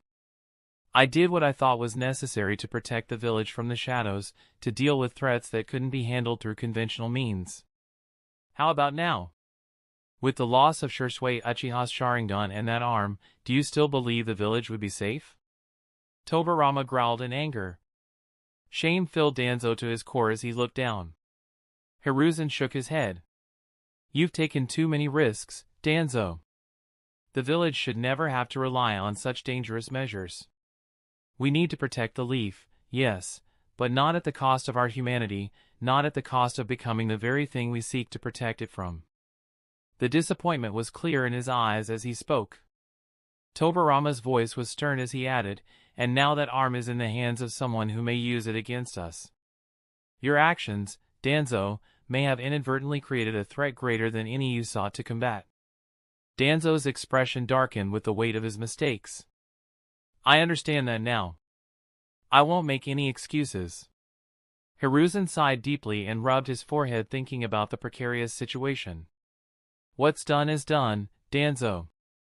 But now we have to deal with the consequences. We need to find this dragon and stop him before he can use that power you've given him against the village. Tobirama nodded in agreement. Yes. We need to make sure that the secrets of the Uchiha, the wood style, and Sharingan are not used to bring harm to the village. But that is secondary to finding and saving Tsunade. Tobirama sighed and glanced at Danzo. Power without restraint, without understanding, only leads to destruction. Should have learned this a long time ago. Now it's too late. The root leader silently listened to his former teacher. Hiruzen rubbed his chin as he thought about the intel his men found. I still don't understand something. Why kill some of the root ninjas who weren't guarding you? Who were nowhere close to here? It was Tobirama who answered that. That's because he didn't just take the Sharingan. I'd been tracking almost all movements throughout this building after the operation began. He raided the Jutsu Vault and your information archive. I investigated and learned of this a few moments before coming here. I also sensed 2 powerful foreign presence near here, but they both escaped before I could catch them. Both Danzo and Hiruzen were surprised. 2. Tobirama's eyes flickered with a mix of concern and anger. I don't know who the second man is, but if this dragon is capable of such feats, targeting such specific items, then he is no ordinary enemy. What else can you tell me about him? Danzo's face darkened further. I didn't know much until I fought him. The way he attacked, the way he moved. It was almost as if he knew Root's techniques inside and out. But there was one thing. He recognized Hataru, my second-in-command, who I had reanimated. He knew Hataru? Hiruzen was surprised while Tobirama was curious. Danzo nodded. Yes. And the way Dragon spoke to me, the familiarity he showed me, it was unnerving. Like he knew me on a personal level. And he didn't just attack to kill. He attacked with a purpose and had knowledge that only someone deeply connected to us could have. This is certainly strange. Hiruzen murmured. There's something else you both need to know, Danzo began, causing Hiruzen and Tobirama to turn their attention back to him. During the battle with Dragon, his focus wasn't on me at first. When we fought, at the beginning it was like I was just an annoyance to him. But after he recognized Hataru, everything changed. Tobirama's eyes narrowed, and Hiruzen's brow furrowed with concern. Changed how? Hiruzen asked. Danzo's expression darkened as he recalled the intense confrontation. Up until that point, Dragon was efficient, almost indifferent. He seemed more interested in his mission than anything else. But the moment he laid eyes on Hataru, his entire demeanor shifted. It was like something inside him snapped. He didn't just attack me, he went after me with the intent to torture and kill. Tobirama's gaze sharpened. He recognized this Hataru? And that recognition caused him to react with such anger? Danzo nodded slowly. Yes. It was as if Hataru's presence infuriated him. From that moment forward he didn't just see me as an obstacle, he saw me as a personal enemy. The battle became more vicious, more intense. He was ruthless in his assault, and despite my skills, I was no match for his strength. Hiruzen's eyes narrowed with concern. Why would this dragon have such a strong reaction to Hataru? Could there be a past connection? Danzo hesitated and then spoke with a hint of uncertainty. I'm not entirely sure, but during our fight, I noticed something peculiar. The way he moved, the techniques he used. They were eerily familiar. I recognized several taijutsu moves specific to Umbu assassination tactics. Tobirama's eyes widened slightly at this revelation. Umbu techniques? Are you suggesting that Dragon might have a connection to the Umbu? Danzo nodded grimly. It's possible. The way he fought, the precision, the efficiency, it was reminiscent of Umbu training. But more than that, his reaction to Hataru suggests a deeper connection. If he truly is or was Umbu, it might explain his knowledge of Root's operations and his expertise in assassination techniques. But why did he react so strongly to Hataru? That's the mystery. Hiruzen's expression darkened with the implications. If Dragon was once Umbu, or if he has some connection to our Black Ops, that would make him even more dangerous. He would have access to techniques and knowledge that could be devastating in the wrong hands. It looks like there's another unstable factor in our village. Tobirama's voice was stern as he spoke. This man, if he has ties to the Umbu, and if he's targeting Root and its secrets, then we're dealing with someone who knows our village's darkest secrets. A rogue ninja hiding in our ranks. We need to proceed with extreme caution. As the weight of the situation settled heavily on their shoulders, Danzo spoke again with some unease. There's more you need to know. Hiruzen groaned as he realized more bad news was coming. Danzo continued. This dragon, he knew things. Things that should have been impossible for him to know. Tobirama and Hiruzen exchanged glances, the gravity of Danzo's words evident. What do you mean? Hiruzen asked cautiously. He knows the truth about the Uchiha massacre. Danzo's words shocked Hiruzen while Tobirama raised the unknown man's threat level. Chapter 336, Tobirama's suspicion. Danzo's request. Danzo took a breath as he recalled the chilling encounter. He spoke about the Uchiha massacre as if he knew the hidden truth behind it. Things only 4 people in the village should be aware of. The third Hokage groaned as he thought of the implications. Danzo, that secret. If it got out, it could destabilize the entire village. I'm aware of the danger, Hiruzen. And, what's even more disturbing, he also knew about the forbidden Izanagi jutsu. Tobarama's eyes narrowed as he understood the meaning of Danzo's words. I assume even amongst the Uchiha it's only known to a few? For him to possess such forbidden knowledge suggests he may have had some ties to them, or he could be an Uchiha himself. Hiruzen frowned at that possibility and his mind raced as he tried to make sense of this revelation. An Uchiha. Lord Tobarama, do you think he could be someone who survived the massacre? Perhaps using that forbidden jutsu. Second Hokage crossed his arms as his suspicion deepened. It's possible. If this man is aware of the Izanagi and the truth of the massacre, he could be one of the Uchiha who was brought back to life and escaped detection, someone who's been in hiding all these years. I'm not so certain. Danzo meanwhile was unsure of that theory.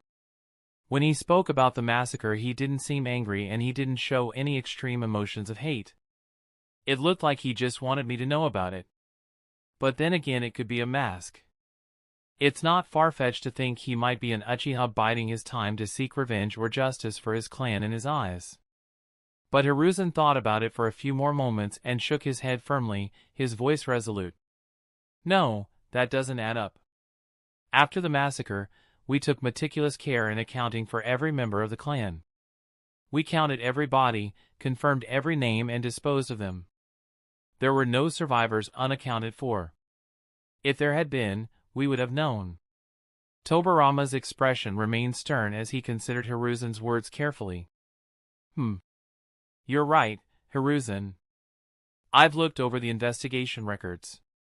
The village was thorough, but it's still possible that someone could have slipped through the cracks. Or perhaps this dragon may not be an Uchiha, but he could be someone who gained access to their secrets, perhaps through one of the Sharingan eyes or forbidden scrolls. Hiruzen nodded thoughtfully. We've seen before that there were those willing to exploit the Uchiha's legacy for their own ends.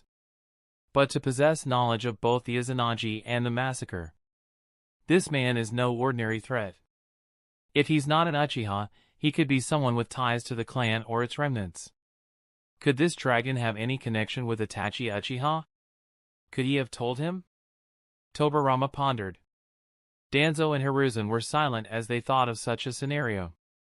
Itachi knows about Shirsui's eye in my possession and he knows the truth about the massacre.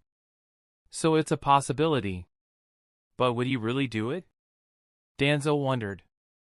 Itachi loves the village and Sasuke even more. He won't take any action that would endanger his brother. While Danzo was suspicious, the third knew what kind of a man Itachi was. So he was certain Itachi didn't leak any intel. With what Danzo said, I think this dragon might be someone from inside the village. Or someone exceptional at hiding in plain sight and gathering intelligence. Tobarama stayed silent as his mind pieced together the fragments of information. If he's been hiding in the village, biding his time, he could either be a powerful spy or he could be a leaf ninja, someone who's decided to go rogue, who knows our ways and who's been gathering power and knowledge in the shadows. Hiruzen's face hardened as he considered that scenario. If that's the case, then he's even more dangerous. A rogue ninja with such strength and access to top-level secrets. He could destabilize everything we've worked to build. Tobarama nodded, his mind set on the next steps. He hasn't done anything till now. But we don't know if he's just waiting for the right time. We need to tighten our surveillance, investigate any unusual activity within the village for the last several years. Hiruzen crossed his arms, deep in thought. To think we wouldn't have found out about him if it wasn't for this incident. A man who knows root secrets, who has such knowledge and strength to infiltrate and attack it alone, and makes such careful strategies. He calls himself Dragon, huh? Danzo looked up at Tobarama and Hiruzen, a rare expression of uncertainty crossing his features. This man, he's no ordinary shinobi. If he has the knowledge and power that I suspect, he could become a threat to the entire village. Tobarama sighed and agreed. We need to find him, Hiruzen. We cannot allow him to use those dangerous tools against the village.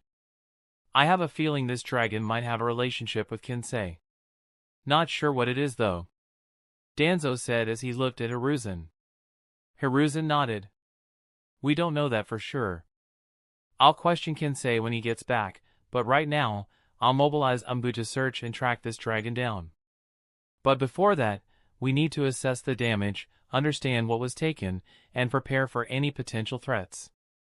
Danzo's voice was low, almost a whisper.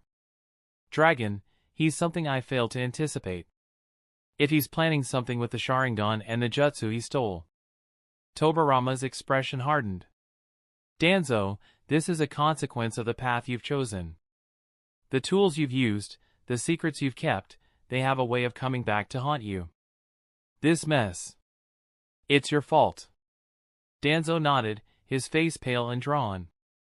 I know. I know that now. We'll start unraveling the mystery of Dragon with his connection to Hataru. Now this is no longer your concern, Danzo. We will clean up this mess. But as I said before, Tsunade and Shizen come above everything. Now that this matter is settled, I'll focus my efforts on her rescue. Tobirama spoke and Danzo could see anger hidden beneath his calm face. The second Hokage looked directly at Hiruzen. It's time. The third Hokage nodded and turned to Danzo. The air in the room grew heavy with the weight of unspoken realities. Danzo, weakened and fully aware of the gravity of his situation, took a deep breath before speaking again. His voice carried a tone of finality. Hiruzen, there's one last thing I must ask of you before the inevitable happens. Tobirama's patience was wearing thin. You've already done enough, Danzo. Whatever you have to say, it's likely too late for that. Danzo met Tobirama's gaze without flinching, though he acknowledged the truth in his words. I know I have no right to ask for anything, given what I've done. But this is important. It's my last request. The younger Senju, still simmering with anger over Danzo's actions, immediately narrowed his eyes. You dare to make a request after all the problems you've created? You've betrayed the village, desecrated my brother's legacy, committed several treasonous actions, indirectly strengthened a possible enemy, and now you think you can ask for leniency? The second Hokage had been calm at the beginning, but the more he learned after speaking with Danzo, the angrier he got. Danzo met Tobirama's gaze. The second Hokage could see regions haunting those orbs. I'm not asking for leniency, only for time. Danzo spoke with a calm tone. Hiruzen, who had been silently absorbing the revelations of the past several minutes, looked at Danzo with curiosity and caution. Time? For what, Danzo? You know what your fate must be. Why should I delay it? Danzo's gaze shifted to Hiruzen. I know that neither you nor the village can forgive my actions, and I accept that. But before I'm executed, I ask that you delay it. Just for a short time. Until we know the fate of Tsunade and Shizen. Hiruzen's eyes widened slightly in surprise. He hadn't expected Danzo to bring up Tsunade. He knew that among his two remaining loyal students, she was the only one qualified to take his mantle and the one who might be able to save the village in the turbulent times ahead. You're asking for a delay, because of Tsunade? Why, Danzo? What do you hope to accomplish? Is this some kind of ploy, Danzo? Trying to buy time, probably thinking of another scheme to save yourself. After everything you've done, understand that I don't trust you. Tobirama's voice was filled with suspicion and interjected before Danzo could respond. Danzo ignored the sharp tone and accusations from Tobirama and spoke directly to Hiruzen. You know as well as I do, Hiruzen, that Orochimaru is a threat like no other. As long as they're in his hands, the village is at risk. The chances of a successful rescue diminish with every passing moment. I know Orochimaru better than most. His tactics, his hiding places. I can help you find them. While Hiruzen was silently studying Danzo, Tobirama wanted to argue. But Danzo spoke again before he could. I understand your anger, Lord Tobirama. But this isn't about me, it's about the village. About Tsunade. He then turned back to his old comrade. I know I won't survive much longer, but let me use what's left of my life to bring him down, if necessary. You promised to let me end it on my terms. Give me this, Hiruzen. Please. Hearing those pleading words, the second Hokage crossed his arms and remained silent. His anger, slightly diminishing. He had been keeping a close eye on Danzo's chakra and body language. Everything he sensed and saw told him that Danzo was telling the truth. Hiruzen's expression meanwhile remained stoic, but there was a flicker of something, perhaps a hint of the old camaraderie they once shared, within his eyes. "You're saying you'd use yourself as a weapon against Orochimaru?" Danzo nodded, his voice resolute. "If it comes to it, yes. I've already sacrificed much for the village, and if this is to be my final act, then so be it. If you allow me to live long enough to ensure Tsunade's safety, or to take out Orochimaru if a rescue isn't possible, I will do so without hesitation. Afterward, you can carry out my execution as planned." Tobirama looked at his once trusted pupil and internally sighed. He spoke in a somewhat calmer tone. "Danzo, you understand that a sacrifice at this point won't redeem you, right? After everything that's happened. This is no different than a desperate gambit." Danzo didn't look away from his former teacher. "I'm not asking for redemption, Lord Tobirama. I know I've strayed far from the ideals you and your brother stood for. But my death can still serve the village, even if only in this final act. Orochimaru is a threat that must be dealt with swiftly. If I can help do that, then let me make one final contribution to the village. I want to see the future that lies ahead for the village, and do what needs to be done to secure it." The second Hokage was scrutinizing his former student, and he understood one thing. He's telling the truth. Hiruzen considered Danzo's words carefully, his mind weighing the possibilities. The third Hokage had seen much in his long life, too much. He knew the depths of Danzo's ruthlessness, but he also knew that when it came to protecting the village, Danzo had never hesitated to make hard decisions, no matter how grim. Finally, Hiruzen sighed. "If you can aid in Tsunade's rescue, or if you can bring down Orochimaru, it might be the only useful thing you have left to offer. But know this, Danzo, this is not a reprieve. The moment Tsunade's fate is determined, your life is forfeit." Danzo gave a small nod of understanding. "I wouldn't expect anything less." Tobirama, though still angry, recognized the pragmatism in Hiruzen's decision. He crossed his arms, his tone grudging but accepting. "If you're lying, Danzo, if this is some trick to escape your fate, you won't live long enough to regret it." Danzo met Tobirama's gaze with a level stare. "I know." Hiruzen stepped forward, his voice filled with finality. "We'll delay the execution, but only until we know Tsunade's fate. I'll have Umbu keep a close eye on you. Make no mistake, Danzo, you will not escape the consequences of your actions." Danzo nodded once more, his face a mask of grim determination. "I have no intention of escaping anymore, Hiruzen. My only goal now is to see that the village survives, even if it means my death." Hiruzen gave a nod, and ing the discussion. "Fine. We'll focus on rescuing Tsunade and Shizune. After that." The decision was made. Danzo's fate was sealed, his final day would be spent ensuring the safety of those who could still save the village, a final, desperate act to atone for a lifetime of dark deeds. They stood in silence, and the tension between them slowly faded as they contemplated the uncertain future that lay ahead. Chapter 337, Root Siege, Conclusion.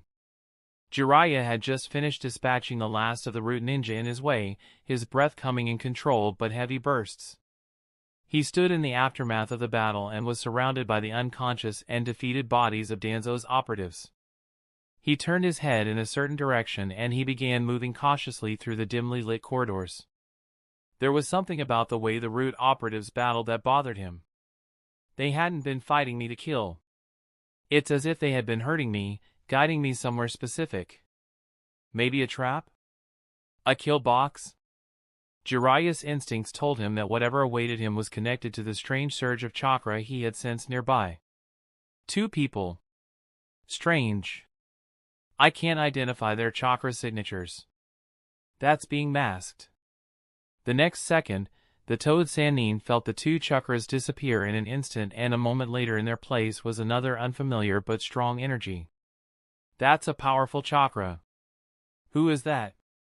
As the white-haired ninja got closer, he identified a particular aspect of that individual. That chakra. Strong water nature. Is he the one Sensei told me to avoid? Jiraiya remembered the strange warning the Hokage had given him prior to the siege. If you come across a masked ninja with a powerful water nature chakra, then avoid him. Why? Is he an enemy? No, he's an ally. But his identity is special and I want to keep it a secret for as long as possible. You need to trust me on this, Jiraiya. Regardless of his teacher's words, in his current situation, sensing such unfamiliar, immensely strong chakras only added to his growing unease. As Jiraiya drew closer to that location, the powerful presence disappeared and soon he felt the presence of his old teacher, Hiruzen Sarutobi, coming from another location in the base. Looks like Sensei and Danzo have started going at it. Without hesitation, Jiraiya darted toward the Hokage. He had several questions for the old leader. As Jiraiya rushed through the dark corridors, he felt the building shake and the sound of several explosions coming. He also encountered several rude ninjas as they blocked his path. Due to the extreme circumstances and being worried about Tsunade, Jiraiya was in no mood to play around. He fought the enemy ninjas and soon defeated all of them, but by that time the commotion had settled down. What happened? Did Sensei win? Suddenly Jiraiya sensed the same presence appearing near Hiruzen and Danzo. It doesn't seem like they're fighting. Sensei even sent his Umbu away. Who is that? In a few minutes he approached the area and Jiraiya saw a group of Umbu escorting Danzo away. The elder's expression was as grim as ever. There was no sign of resistance from Danzo, which struck Jiraiya as odd, but he didn't have time to dwell on it. His focus was on Hiruzen, who stood nearby, watching the root leader being taken away. The third Hokage turned to face his former student with a combination of relief and seriousness. Jiraiya, you're just in time. There's much to discuss, but first, let me assure you that the situation is under control. Jiraiya's eyes narrowed and his suspicion grew. Under control? I just fought off a small army of root ninjas, and it felt like they were trying to lead me somewhere. I sensed multiple unknown strong ninjas, but before I could take a closer look they all disappeared. And now Danzo's being taken away like a common criminal? What's really going on, Sensei? Hiruzen sighed, glancing toward the former root leader. Danzo has surrendered. His actions have finally caught up to him and he will face the consequences. The Sannin looked around and aside from the Umbu there was no one else present. Gone. His gaze flicked towards the retreating form of Danzo before returning to his old teacher. Moments later, when it was just the two of them, Jiraiya asked the question that's been bugging him. I felt someone with a massive chakra here a minute ago. Who was that with you? Hiruzen sighed and pinched the bridge of his nose. It seems I have no choice. Jiraiya saw his teacher's hesitation to answer, but before he could press further, the air in the area shifted slightly and the Toad Sannin felt the presence of another person. His eyes widened as an older man stepped into view from the shadows, his features unmistakable. The sharp eyes, the white hair that's tied back, and a stern, authoritative demeanor. No way. This was someone Jiraiya had only seen in history books and heard about in legends. Totobarama Senju? Jiraiya's voice was filled with disbelief. The second Hokage? How? Tobarama gave a curt nod, his expression as serious as ever. So you're Jiraiya. As to the question of how, I was brought back through the reanimation jutsu by Hiruzen nearly a year ago to assist in matters that required a bit more experienced hand. Hearing those words, the Sannin looked at his teacher in disbelief for a few moments. You actually... To think you of all people would use such a forbidden technique. You really have gotten desperate. Certain measures needed to be taken, Jiraiya. Hiruzen replied in a clipped tone. The Sannin's jaw tightened as understanding dawned on him. So that was the powerful chakra I sensed. But why? He turned to the former Hokage and asked. What's going on that requires both you and Sensei? Hiruzen spoke up with a calm but tired tone. We've been dealing with a series of threats to the village, both from within and outside. I needed some help and advice on Danzo's actions, the threat of Orochimaru, and other matters. Tobirama-sensei has also been assisting in investigations that required his unique knowledge and skills. Jiraiya glanced between Hiruzen and Tobirama as he absorbed that information. I see. But this is a lot to take in. So you're telling me the second Hokage has been helping from the shadows for almost a year? Tobirama crossed his arms and addressed Jiraiya. Danzo has been involved in numerous activities that have endangered the village. His use of forbidden techniques, his secret dealings with Orochimaru, and his experiments with my brother's DNA. Along with his attempted coup, these are matters that required immediate attention. The white-haired ninja sighed. He crossed his arms and leaned on the nearby wall. I did my investigations and knew that Danzo and Orochimaru had made contact, but I didn't know the specifics. Wait! If he did all that, then why is he still alive? Danzo knows he won't survive his actions today. He has requested to delay his execution until we know the fate of Tsunade and Shizune. I agreed. The third Hokage replied. Jiraiya was shocked as he looked at his teacher. You can't be serious? I thought the plan was quick execution. Now you're giving in time? I have my reasons, Jiraiya. Hiruzen replied with a clipped tone. Danzo can't be trusted. You understand that, right? You know him better than anyone. If you give him time, he'll just hatch another plot to escape or create more headache for us. Trusting him is a bad idea. Anything can go wrong. Jiraiya knew the crimes Danzo committed and didn't want to take any chances with the old root leader. Hiruzen's eyes narrowed as he looked at his former student. Don't treat me as a fool, Jiraiya. I'm well aware of what he's capable of. And I never said I trust him. Then why give him more time? I'm going to have Inoichi and Ibiki go through every piece of memory he has. He will also be under heavy guard with several paralysis and chakra-blocking seals placed on him. Right now I've given orders to treat Danzo as a priority 1 prisoner and he'll be placed deep beneath the tower. Only a handful of people who have my permission will go near him. I'm taking all the precautions needed to make sure nothing goes wrong. His root forces will also be under confinement and heavy guard. The Toad Sage finally understood why his sensei showed mercy to Danzo. This is for Tsunade and Shizune, isn't it? You think studying Danzo's memories might give us clues to where Orochimaru could be? Hiruzen sighed. Yes. But it's a very low possibility. Orochimaru wouldn't make a mistake like that. I already have some information on his bases, but I need to explore every option in front of me to find them. Danzo is one such option.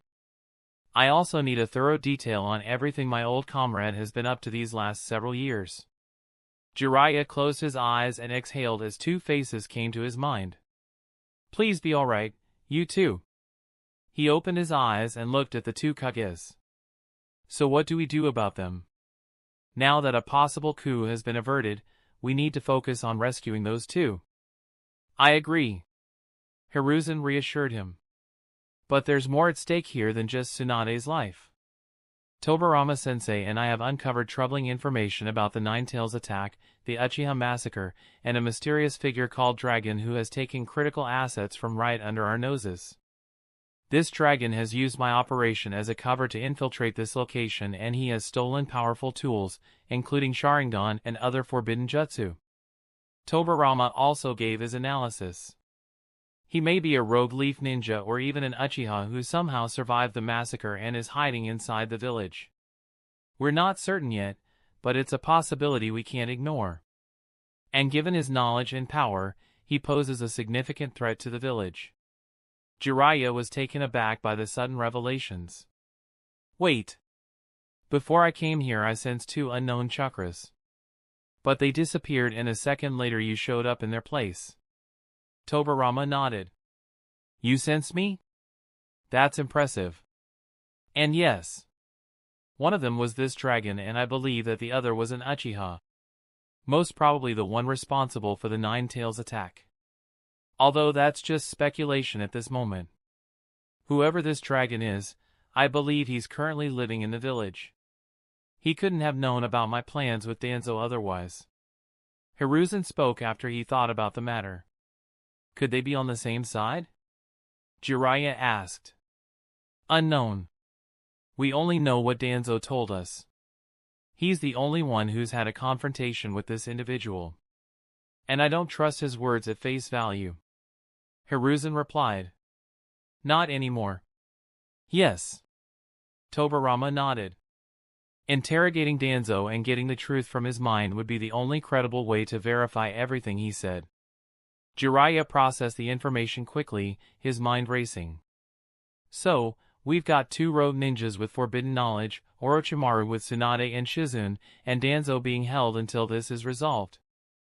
I haven't heard of anyone going by the name of Dragon. Is it possible that he might be an outsider? Someone who just happened to be here right before your attack? Hiruzen shook his head. I don't believe so. He knew too much about the village, the Uchiha's secrets, Danzo's operations, and my top-secret attack. Jiraiya groaned as he listened. Solve one problem and 2 more pops up. At a time like this. Such a headache. Yes, but this isn't the time to complain. You need to get some rest, Jiraiya. Tobirama looked at the man. We've found one of Orochimaru's hideouts in the Land of Fire. Intelligence reports state the presence of 2 powerful chakra signatures. We're going to attack the base in the morning. You're going to need your strength. Hiruzen agreed with his predecessor. He suddenly sensed several Umbu coming. You should get going, Sensei. The less people that know about you the better. Tobirama nodded and disappeared with his teleportation jutsu. The 3rd Hokage then turned to his student. You too, Jiraiya. You need to be in top shape. I have a feeling you're going to be in for a difficult battle. I'll clean up here. The Toad Sannin looked around and nodded. Umbu started arriving and a moment later Jiraiya vanished in a puff of smoke. Hiruzen turned his gaze to his masked ninjas and internally sighed. This is going to be a long night. Few hours later the 3rd Hokage was back in his office going through several reports. His jaws clenched in anger as he read the details. Dragon stole sensitive intelligence and several hidden jutsu exclusive to the village. This isn't good. Even if he is a member of this village, how exactly am I going to find him? What he took from the root archives could seriously jeopardize the safety of the village. But it looks like I'll have to put this matter aside till I find Tsunade and her student. The door to the office creaked open, and a team of 3 medic ninjas, led by the head medical officer, entered the room. They were visibly weary and their expressions were somber. As they approached the desk, the Hokage nodded, signaling them to begin their report. The head medical officer, a seasoned ninja with countless hours of experience in the medical field, cleared her throat before speaking. Her voice was steady despite the grim news she was about to deliver. Lord Hokage, after conducting thorough autopsies on the bodies of Girin and Renji, we have come to several conclusions, she began, her tone respectful yet filled with a hint of underlying sorrow for the fate of the 2 ninjas. Wait? Did Renji die as well? Hiruzen thought Renji was cooperating with Ibiki. Master Ibiki wanted to make sure the information Renji gave them was true, so he ordered a mind walk. But the defense in Renji's mind was more brutal, and the moment the Yamanaka entered his mind, the triggers activated and he died. Hiruzen closed his eyes and sighed. He then motioned for them to continue. Firstly, it's evident that both Girin and Renji were subjected to highly advanced and forbidden jutsu, presumably by Orochimaru, as a means of safeguarding secrets. This jutsu was designed to trigger upon any attempt to access their memories or extract information. The result was the complete disintegration of their cognitive functions, leading to an irreversible destruction of their minds. She paused for a moment, allowing the gravity of her words to sink in before continuing. Secondly, our examination revealed remnants of this unknown jutsu embedded within their neural pathways. It's unlike anything we've encountered before. It's a sinister combination of genjutsu and medical ninjutsu, twisted into a safeguard mechanism. This finding suggests Orochimaru has advanced his experimental techniques to a level that poses a significant threat to anyone attempting to infiltrate his operatives' minds. The room became silent. The Hokage's expression was grave as he considered the implications of this discovery. The medics handed several documents and the old leader began to quickly go through them. Tell me about our Kekkei Jinkai. What have you found? Regarding Guren's Kekkei Jinkai, the crystal release, our examination revealed that Orochimaru had conducted several modifications aimed at enhancing her natural abilities. The head medical officer began, her face showing a complicated expression. These modifications appear to have been experimental, aiming to increase the versatility and strength of her crystal manipulation. We found unnatural chakra pathways forged within her body, likely intended to amplify her crystal release techniques. He also experimented on her mind extensively, integrating her abilities with his own forbidden techniques to create a failsafe that would activate under duress. The result being catastrophic, leading to the complete disintegration of her cognitive functions. Turning the topic to Renji, she continued. Renji's body showed signs of similar experimental modifications. Though not a wielder of any bloodline like Guren, Orochimaru seemed to have attempted to enhance his sensory abilities, likely to exploit his already notable skills in Jinjutsu and manipulation. These enhancements, while less invasive, were equally as experimental and dangerous. The conversation then shifted to the autopsy of a lesser-known follower, marked by Orochimaru's curse seal. In addition to Guren and Renji, we also examined the body of another follower, one who bore a curse seal, but it's unlike the familiar one on Jonin Anko. This seal transformed the subject's body, granting them partial animalistic traits. Our findings suggest that while this seal offered increased physical capabilities, it was considerably less stable, leading to severe physical and mental degradation over time. What happens to the ones who transform using this curse seal? Hiruzen asked them. The transformation it induced was not fully controllable. It suggests that Orochimaru most likely abandoned this approach in favor of the more sophisticated seals. And the others? The third medic, a specialist in chakra pathology, answered, the others bore similar simple curse seals, likely intended to bolster their physical abilities without granting them significant autonomy or power. These seals are rudimentary compared to what we've seen with the other seals but nonetheless pose a significant risk.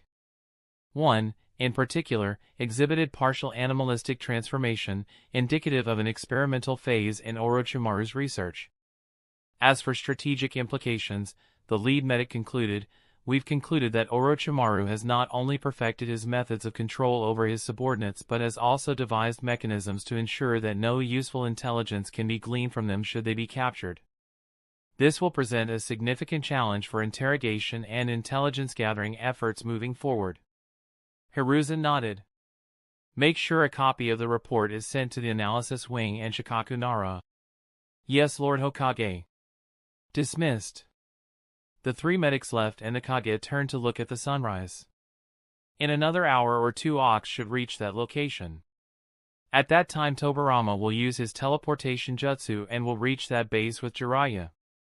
This way, they'll be able to take Orochimaru by surprise. Please hold on, Tsunade, Shizune. We're coming. Chapter 338, Tenzo and Kakashi. Leaf Village, 7:17 a.m. Kakashi was resting under a tree, leaning against it with his arms crossed and his eyes closed. For ordinary people it would seem as if he was sleeping. It was only partially true. Even during his rest, the silver-haired Jonin sensed the approach of another ninja from a distance and quickly opened his eye. He was familiar with the chakra signature of the new arrival and was slightly surprised. A few moments later a masked ninja jumped down from the trees and stood in front of the copycat ninja. It's been a while, Kakashi-senpai. Kakashi stood from the spot and stretched his limbs. Tenzo? This is a surprise. Last time I saw you was around a year ago. Yeah. I got done with my missions and returned a few days ago. The Umbu ninja replied as he took off his mask and pulled back his hoodie. His short brown hair and black almond-shaped eyes became visible to the world. So what brings you by here? Kakashi asked his friend. I heard you were on babysitting duty. Tenzo spoke as he looked to his right. A short distance away was Kensei's home, protected by a small barrier. Kakashi chuckled when he heard that and looked towards the house. Trust me. He is no baby. Lord Hokage wanted an update. Has anything unusual happened since last night? Any unexpected visitors? Tenzo asked with a slightly serious tone, and the silver-haired Jonin narrowed his visible eye. I didn't sense anything amiss. Nobody went in or out, and I didn't sense anyone near here. Kakashi replied, and after a few seconds of silence, he whistled. Moments later, several ninja dogs appeared in front of him. Did anyone come near this location? Kakashi asked them just to make sure. No. We kept a tight patrol. Nothing out of the ordinary. One of the ninja dogs replied. Kakashi nodded with a smile. Thank you guys. Kakashi gave them a scroll. You all can go back now. I'll take it from here. The ninja dogs barked and vanished in a puff of smoke, and Daichi's teacher turned to Tenzo. Everything's fine. That's good. Tenzo let out a small breath of relief. What's going on? Kakashi was curious about Tenzo's sudden visit. He knew it had to do with more than Daichi.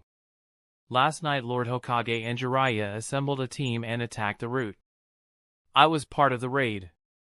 Tenzo's words shocked Kakashi, and his eyes slightly widened. This was big news. What happened to Danzo? The silver-haired Jonin asked. He's in custody and under heavy surveillance. The head of the interrogation and analysis departments are with him right now. Kakashi internally sighed as he recalled the face of the ruthless man he once worked under. Lord Hokage taking action against Danzo? I knew he was tired of Danzo's reckless decisions, but I never thought he would launch an attack, especially at this time. There's something else you should know. Tenzo spoke. Kakashi noticed the tense atmosphere around him. Someone broke into Danzo's base shortly before us and stole several valuable pieces of intelligence and hidden jutsu exclusive to the village. Who? Tenzo shook his head at that question. We don't know. All we have is a description.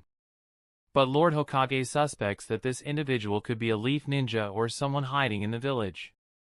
Someone who knows Danzo well and most probably participated in the Third World War. Have the barrier sensors reported anyone entering or leaving? Kakashi was once Umbu captain, so he had an idea what kind of intelligence Danzo would have kept in his base of operations. No. Sensor ninjas didn't report any suspicious individuals. Tenzo replied calmly. Kakashi closed his eyes and leaned on the tree. Having secrets of the village leaked, at this time, would cause serious chaos. Especially with Orochimaru's abduction of Lady Tsunade. Suddenly the silver-haired Jonin's eye snapped open. Wait! What about Naruto? Don't worry. A team has his home surrounded. They're keeping a close watch on him. Kakashi nodded with relief. Has there been any progress on Orochimaru's front? Yeah. Tenzo nodded. He has several hidden bases around the Land of Fire. Since time is of the essence, the Hokage wanted to attack all of them at once. 7 teams were mobilized several hours ago. Unless I'm mistaken, the raid should begin shortly. Kakashi nodded in understanding. Since he was guarding Daichi all night, he wasn't aware of the deployment of the Leaf Ninjas. Tenzo gazed at Kakashi. Lord Hokage wanted me to check and see if everything's fine with Daichi. He also wanted to update you on the situation. That's why I am here now. Tenzo turned to face Daichi's home. Well, thankfully nothing exciting happened here last night. Kakashi spoke as he looked towards the house. A few seconds later a frown slowly formed on his face. Kakashi tilted his head up and looked at the sky before turning his attention back to Daichi's home. Tenzo noticed the odd movements. What's wrong? Kakashi was silent for a few moments and slowly began making his way to Kinsei's house. It's just... Daichi should have been up by now. Especially with all that's happening. Even on a normal day, I'd never seen him sleep in so late. Tenzo nodded as he walked beside him. Well, you said no one left the premises. I don't doubt your skill. Maybe he just hasn't woken up. Maybe. The Silver Jonin had a good understanding of his student. Based on his personality, he should have woken up and found me an hour ago and would have wanted to see the Hokage for any update. So what's taking him so long? The two leaf ninjas reached the home and Kakashi placed his right hand on the gate. The barrier sensed his chakra and allowed him entry while Tenzo stood outside. Meanwhile inside, you have slept in a bed. HP, CP, SP and MP have been fully restored. Daichi opened his eyes feeling refreshed and full. With his energy and mental faculties fully restored to their peak, he was ready for the day. He ignored the other notifications and opened the quest list. He looked at the timer on the Rescue Tsunade Senju mission. Less than 35 hours remaining to complete this quest. If I don't save them in 35 hours, there's a good chance Orochimaru might kill them. Daichi sat up and closed his eyes. Last night during his sleep, his shadow clone managed to infiltrate the land of Earth and was doing his own investigation. Looks like he's managed to stay by taking chakra from nearby mercenary ninjas. He should narrow down my search list. Daichi looked at his own chakra points and smiled. Full CP, creating shadow clones and getting a full rest gets my chakra back to full strength. But still, it only works if I have 4 or less shadow clones operating while I sleep. Daichi suddenly sensed a presence entering his compound. Kakashi-sensei. A few knocks on the door came from below and the gamer ninja got out of his bed and made his way downstairs. On his way down he looked at the few notifications in the corner of his window. One in particular caught his eye. Skill Flying Thunder God technique has leveled up. As expected. I used this skill a few times. Still, such a useful skill. I got to level this up quickly. Flying Thunder God technique active, LV-02. This is an S-ranked high-level space-time ninjutsu that allows the user to instantly teleport to any location marked with their unique seal. Originally developed by the second Hokage and perfected by the fourth Hokage, this technique offers unmatched speed and strategic advantage in combat. Current grade, Basic. Effects: Instant teleportation, instantly transport to any location marked with the teleportation seal. Marking: ability to place teleportation seals on targets, objects, or locations through physical touch. Multiple seals: as skill level increases, the user can place and teleport between multiple seals. Combination attacks: can be used with other techniques for surprise or combination attacks. Evasion: allows the user to evade attacks instantaneously by teleporting to a pre-marked location. Note: the effectiveness, range, and versatility of these abilities would largely depend on the user's knowledge, skill level, and amount of chakra. Mastery of this jutsu requires exceptional spatial awareness, chakra control, and precision. As with all other jutsu, the constant use of these abilities would drain the user's chakra, with more complex and powerful applications requiring more energy to use. Limitations: the user must touch the object or location to place the teleportation seal. The technique can be countered by disrupting the user's chakra flow or removing the seals. Using the jutsu multiple times in rapid succession can lead to severe chakra depletion. Daichi closed the notification windows and opened the front door. "Morning, sensei," greeted Daichi. "Morning."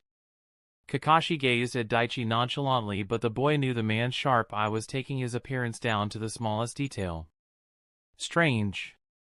Is he just getting up? Daichi stepped forward and sensed a presence outside the barrier. He looked and saw an Umbu ninja waiting outside. "Did you just wake up?" Kakashi asked his student. The gamer ninja turned his attention back to his teacher. "Yeah. Was going over several files, so I slept really late." "M'chum." Kakashi nodded. The next instant Kakashi rushed forward with a karate chop to Daichi's head. The boy was startled with the sudden unexpected attack, but he quickly defended himself. He successfully blocked the strike and took a defensive posture. Kakashi nodded to himself and put his hand in his pouch and slowly took out his favorite orange book. What the hell was that? Seeing Kakashi no longer intending to continue with his attack, Daichi eased up. "Just wanted to make sure it was really you." Daichi suddenly understood his teacher's concern. You were worried I was a shadow clone trying to fool you. I know not to underestimate you. Kakashi glanced at his student from the corner of his eye. Well, don't worry. I'm not reckless and foolish enough to go out on my own. It will only make the current situation worse. Daichi replied with a calm tone.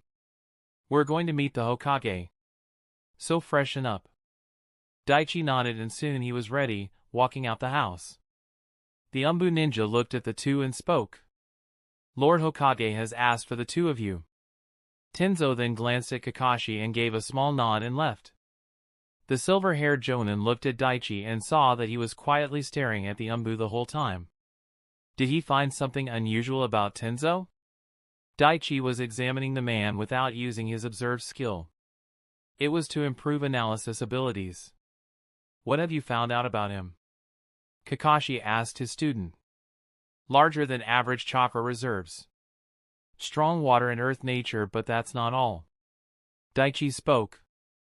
Unlike other ninjas, the way his chakra moves. He can use wood style jutsu, can he? Even though he phrased it as a question, Kakashi figured Daichi already knew it was the case. Daichi looked ahead and sensed the chakra quickly moving away from their location. So that's Captain Yamato. No. Right now he should be going by the name Tenzo. The way his earth chakra nature and water chakra nature are blended in his body. Not to mention his smell. Daichi explained his findings. His smell? Kakashi was puzzled. He had an above-average sense of smell, but he didn't smell anything in particular from his friend. Daichi nodded. He smells of forest. Kakashi sighed. You know he's Umbu, right? You're not supposed to pry into their secrets. That could land you in big trouble. Maybe. But if you really think about it, shouldn't he be the one in trouble for not concealing his chakra from me? The one-eyed Jonin internally sighed. Let's just get to the tower. He didn't say anything else and kept reading his book. As they reached near the tower, Kakashi suddenly spoke. Almost forgot to ask. You said you were going over some files and slept late. What kind of files? Were you researching some new jutsu? After he woke up late, Daichi had a feeling his sensor might ask him such a question. It wasn't jutsu or training. I was going over the geography and topography of the land of Earth. Gramps also kept detailed notes on the bordering small nations. I was studying the best and fastest ways to get into the Earth country. Kakashi stopped and looked at his student with a serious gaze. And have you found it? After a few moments of silence he asked. Maybe. But I need some more information. The Jonin put his book back into his pouch and turned to his student. You realize that I have to report this to the Hokage, right? He'll only make me keep a closer watch on you. I do. I'm not an idiot. You could have lied. Why didn't you? Daichi recalled the happy days he spent with his teachers. His fists clenched as he recalled the moment he saw Taunton running up to him yesterday. I can't just sit back and do nothing. Time is running out for them. But I also know it won't help anyone if I keep secrets and recklessly leave the village on my own. Daichi looked at Kakashi and the man could see the internal struggle in the boy's eyes. I know it might put tighter restrictions on me, but keeping too many secrets won't help me with saving them. Kakashi looked at his student and then nodded in understanding. They walked up the stairs and informed the ninja guarding of their arrival. As they waited for the Hokage to summon them, Kakashi spoke. Earlier you said keeping too many secrets. So I'm assuming there are a few things you haven't told me. What are they? Daichi had a small mysterious smirk and glanced at his teacher. Guess. Kakashi sighed. He's imitating me. I don't know if I should be happy or not. At that moment the ninja standing in front of the door nodded. You two can go in. Chapter 339, Your Mission, Should You Choose to Accept. Hokage Office. Hiruzen read through the scrolls detailing the status of the teams ready to attack the enemy strongholds. All 7 teams are getting into position and currently analyzing the enemy movements. It won't be long now. As the old Kage looked over the reports his communication department sent him, he heard a knock on the door. "Enter," came the soft voice from the old man's lips. A guard entered the room and gave a short bow. "Kakashi Hatake and Daichi Hekima are here. Send them in." The Chunin guard nodded, and a few moments later the members of the only two-man special Genin team in the village were present. There have been some new developments regarding Orochimaru. Hiruzen began addressing them. He mainly looked at Daichi and wanted to know if the Genin would have any insights once he heard the update. "I know you're worried about them and have questions, so I'll try to answer the ones I can." Daichi paid close attention to every word the man spoke and nodded. Without wasting time, Hiruzen got straight to the point. "We've identified several bases belonging to Orochimaru in the Land of Fire." Daichi had a stoic expression when he heard that. "When?" "Yesterday. I've already sent teams to those locations." Daichi nodded. "You said several bases. How many?" 8 base of operations to be exact," Hiruzen replied. Daichi crossed his arms and was silent for a few moments. He then gazed at the old Kage. 8 strongholds. Attacking that many at the same time will stretch us thin, and there is a good chance these are just put in place to stall us." Hiruzen nodded. "I agree. But this must be done. Among these 8, 7 of them might very well be decoys, but the 8th base, I believe we might find some answers there." Daichi was slightly surprised. "What makes you say that?" "The 7 bases have several mercenary ninjas guarding it. Over 24 each. But none of them are strong. But in the last one there isn't anyone, and the entire structure is underground. Scouts have reported 2 strong chakra signatures coming from that location. But we are unable to identify who they are. There are strong defensive barriers in place, and the entire base is in a location not easily accessible." Daichi was puzzled. There is no way it could be Orochimaru or Tsunade-sensei. So who could they be? "Lord Hokage, what about the prisoners?" Kakashi asked the old leader. The Hokage leaned back in his chair and clasped his hands. "Guren and Renji are dead. They died during the interrogation. Orochimaru had placed several extreme defensive measures within their bodies. But Inoichi did manage to gain some useful information before the cursed jutsu completely destroyed their brain." He looked at the 2 shinobi standing in front of him in silence and continued. "Guren was tasked with bringing you to that 8th location I mentioned. She knew some of the defensive measures of that location. The only other thing she knows is that there would be someone strong to defend the base if we had tracked you to that area." Daichi's mind was quickly going over the implications, and soon he came to an answer. Orochimaru doesn't have many strong subordinates aside from Kimimaro, Kabuto, and Guren. So unless he recruited someone strong, then I'm pretty sure the ones who are guarding that location are reanimation ninjas. Most probably Kage level.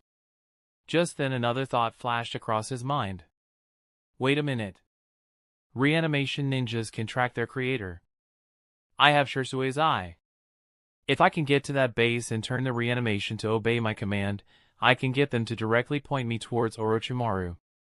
But Daichi immediately saw the flaws in that plan. No. That won't work. I haven't even studied the Sharingan eye and don't even know how to properly activate the Mangekyo Sharingan.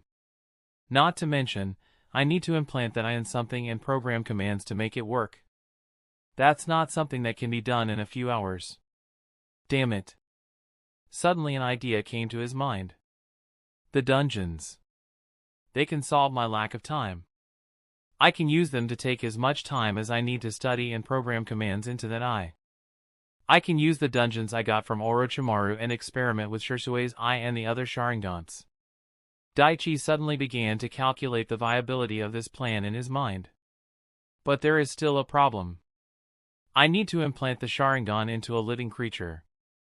Dungeons don't have any living creatures. Maybe I can capture a few from the forest nearby. But I'm sure they're monitoring my every move. If I do anything against what they're expecting, they will definitely suspect something. Then again, I can use my mana skills and become invisible to all senses. Yes, That should solve my problems. Then once I have it ready, I'll use my dragon persona to appear in front of the reanimations and put them under my control. All these ideas and plans ran through Daichi's mind in less than a few seconds. He looked at the Hokage with a serious gaze.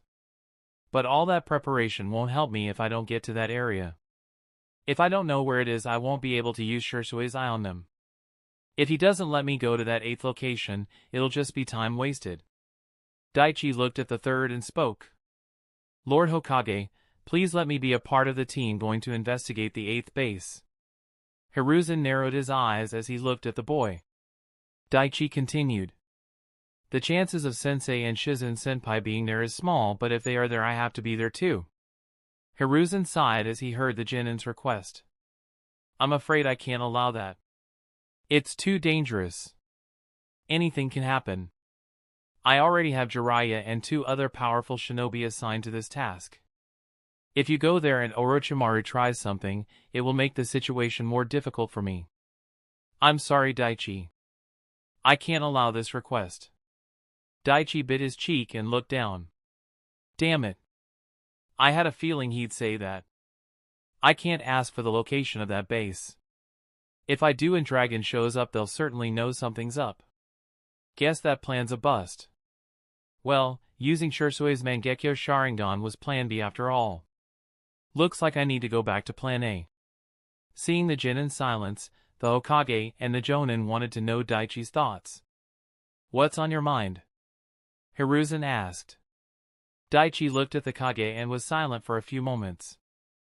I need to be careful. Can't let him get suspicious or think that I have more info on Orochimaru than he thinks. Assuming the 8th base is the location to hold me as a prisoner and would need to defend it in case of an attack from the village, it would need powerful ninjas protecting that place. The Hokage nodded. As I said, scouts have reported 2 strong chakra signatures coming from that location. Yes. There is a good chance they're S-rank or maybe even Kage-level ninjas. But people like that just don't grow on trees. So unless Orochimaru convinced 2 S-rank ninjas to work for him, there is a chance that 1 or 2 of them could be reanimation ninjas. Hiruzen looked at Daichi while crossing his arms. It seems he's come to the same conclusion as I did. Kakashi, standing on the side, was surprised. How do you know about the reanimation jutsu? I met someone Orochimaru reanimated years ago, while I was still in the academy. Daichi replied with a shrug. He then turned his attention back to the old Kage. This is assuming he doesn't have extremely strong and loyal shinobis of his own. The Hokage nodded. Yes. I've already taken what you said into consideration. I have a 3-man team on the way to that location right now. They're strong. Jiraiya is among them. They'll be able to successfully infiltrate the base and locate Tsunade and Shizen if they are hidden there. But Daichi didn't seem convinced. I still believe this is just a waste of time. Orochimaru wouldn't take such a risk. We should be focusing our efforts towards the land of Earth. Hiruzen was silent. He remembered what Inoichi's report said. Orochimaru told Yurin he'll join her a few days later.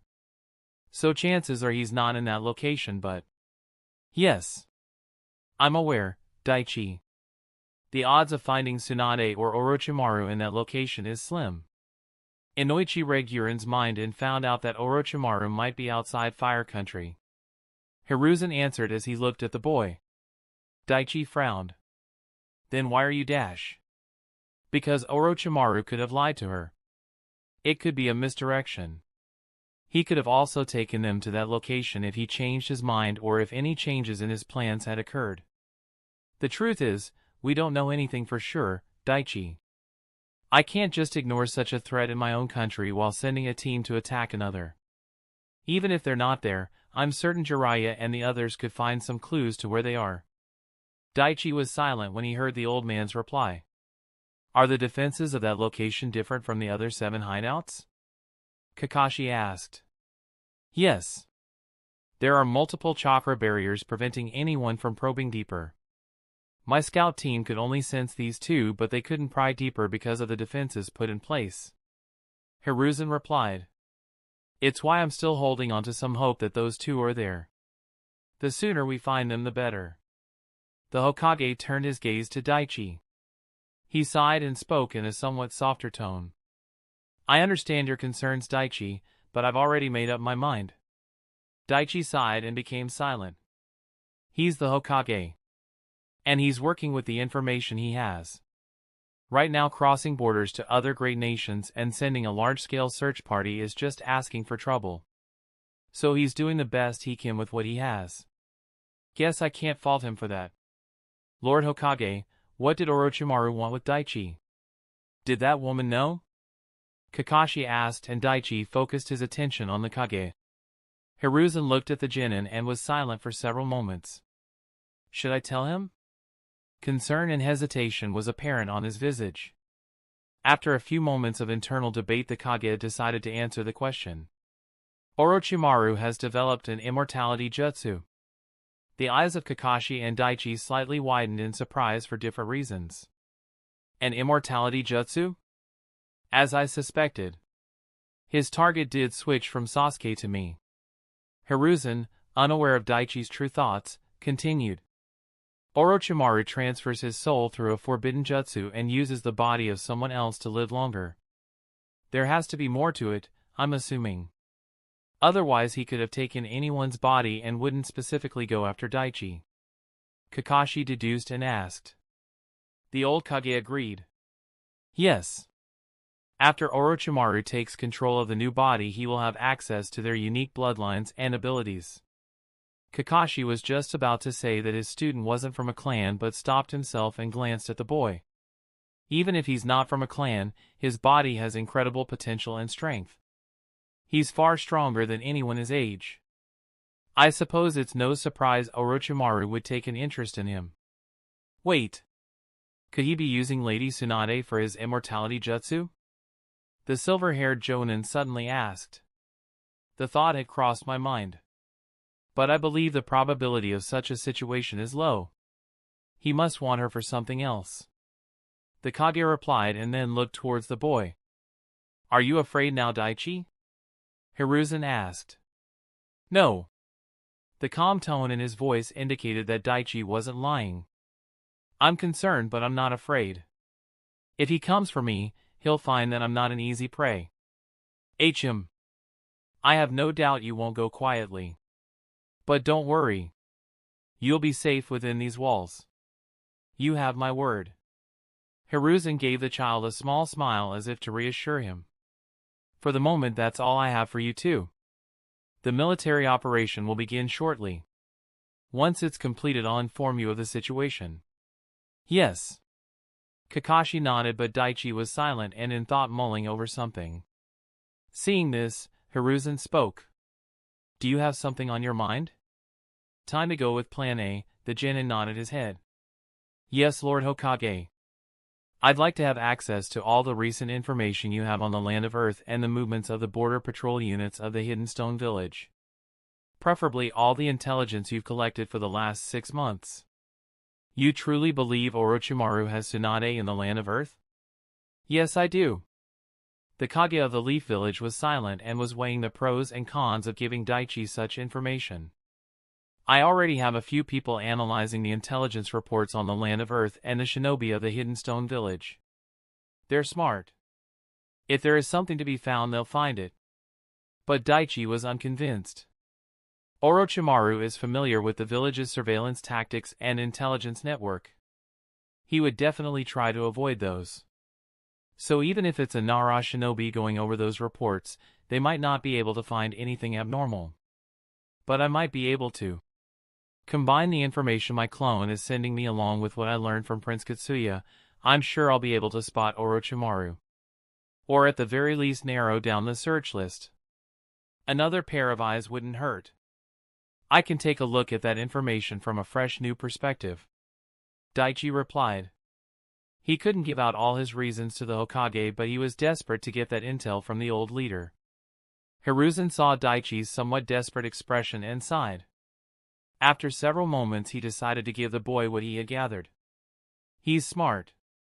Maybe he'll be able to find something they missed. And this will also keep him busy till the attack is over.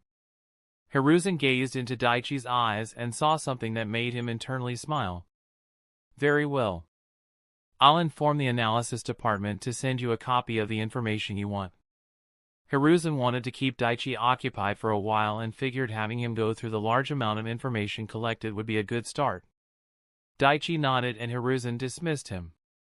Once it was just Kakashi and Hiruzen in the room, the Kage spoke.